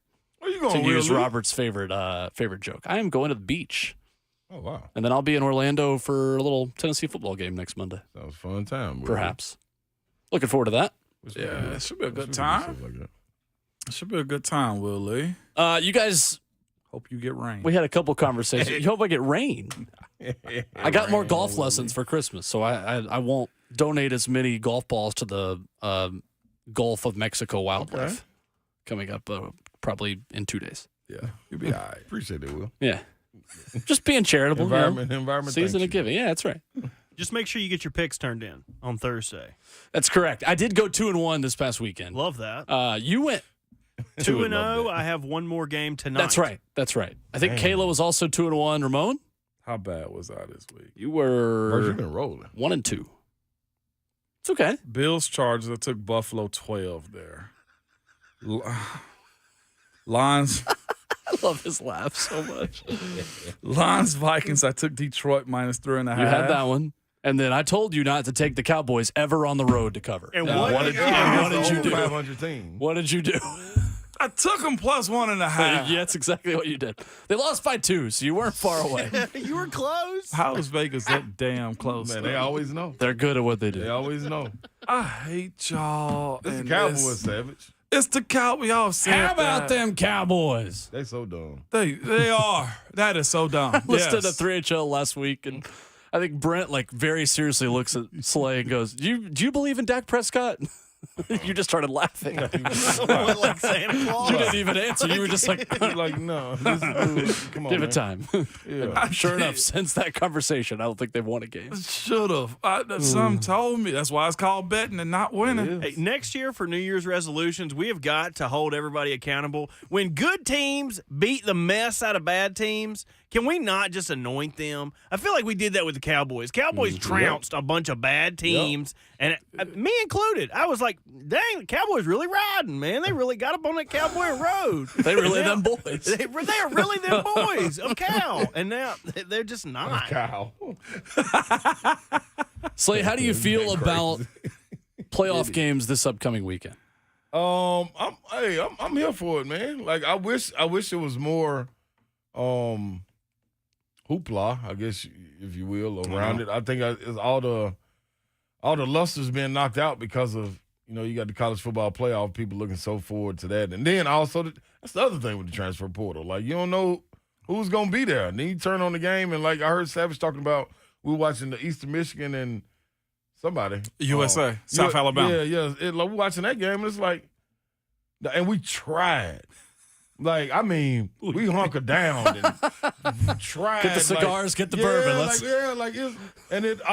We almost forgot the TV was on, and then we had to look up and be like, dang, dog, it's a bad game. You did say that. It was 59-10. Think about making it. You're not that guy. Yeah, like that's what I was going. I was going to make that game. You're not that guy. The whole game. The entire game. Everybody out there and everything. Like, dog, that was so. I would have rather watched high-level high school football play than watch that game. For sure. Like, that was horrific. Hey, man, dude, that was a bad – like, thank gosh we had Pappy. Hey, boy. 22. Must be nice. Pappy 20, baby, because woo. The 68 Ventures Bowl, 59-10, South Alabama And over it was Eastern every Michigan. bit of a 68 adventures. The only hit that landed for Eastern Michigan after the game was after the game. Yeah, Did you see that video? Exactly. Like, what was that doing? Like, I would have loved to see that during the game. Like, okay, cool. I mean, I don't want anybody to get hurt, but let's turn it into a brawl or something. Then, like, y'all waited till after the game, and they had to turn all the cameras off, and we got to get the handheld. Like, come on, man, that ain't it. And in the words of Babsy, because I love him, you know what these fools did also, Yeah. Eastern Michigan? They brought their own cinder blocks to kick down the wall of their entrance. For every game. Really? Yeah. They have cinder blocks, they have a sledgehammer, and they break down the wall, and then their team runs over the bricks. You should have saved him and put that fellow behind them cinder blocks before he whooped somebody's ass in a damn post game. Exactly, Bert. Like, what? They brought their own cinder block, Savage, Man, to a these bowl folks game and So kicked it crazy. in. Trivia: Yeah, where is Eastern Michigan University located? East What Lansing? city? Incorrect. No. Eastern Michigan? I ain't got a clue. Yeah, let me Google it real quick. I know it because I did a NCAA 14 dynasty with them a couple years ago. Of course. Where is it? Ypsilanti, Michigan. Yeah, see, that ain't. See, come They, on. they should be the Yips then. Yeah, that's exactly They what should be should the Yips Because then. they play like it. Yep. They play like they had. I mean, it. They yep. might have fought like it. They fall like You also had How did you? Hold up, man. Hold up, Willie. How did you run out there and hit that man number 16 and didn't tell none of your other teammates? Like, dude, you went on a kamikaze mission. I'm just gonna hit this dude, and don't nobody else know. You about hit a cheerleader in the process too. What the hell is he doing? Oh, he over here fighting. By that time, you jump by 20 people. They dragged his ass back in the come on, crowd. What you doing, idiot? They dragged him back Like, in yo, the you crowd. think you getting out of here? Get back in here. Your teammates wasn't even ready for that, We man. just tweeted out the video if you haven't seen it. It's unbelievable. They dragged him back by He his deserved legs. that. He deserved that. That's what he get. 8-ounce That's what he stomped get. Yeah, him. that's what you get. Silly. That's how you get dragged back to the kids' table when you're not ready to graduate to the adult room yet. He punched him with a helmet on. You lost It's a special mentally kind of and slap. physically. Yeah, you better off trying to spear him and tackle him. This man gonna punch him with that. He probably look like I will talk dummy. to you guys next week and next year. Ron Slay and Austin Price, big thank you for joining us the day after Christmas. Happy Christmas, Happy New Year, happy whatever you're celebrating over the course of the next week. Ramon and Kayla have you covered tomorrow morning, and Ramon Foster sends us home. You must remember at all time, your Twitter fingers and mic is always hot.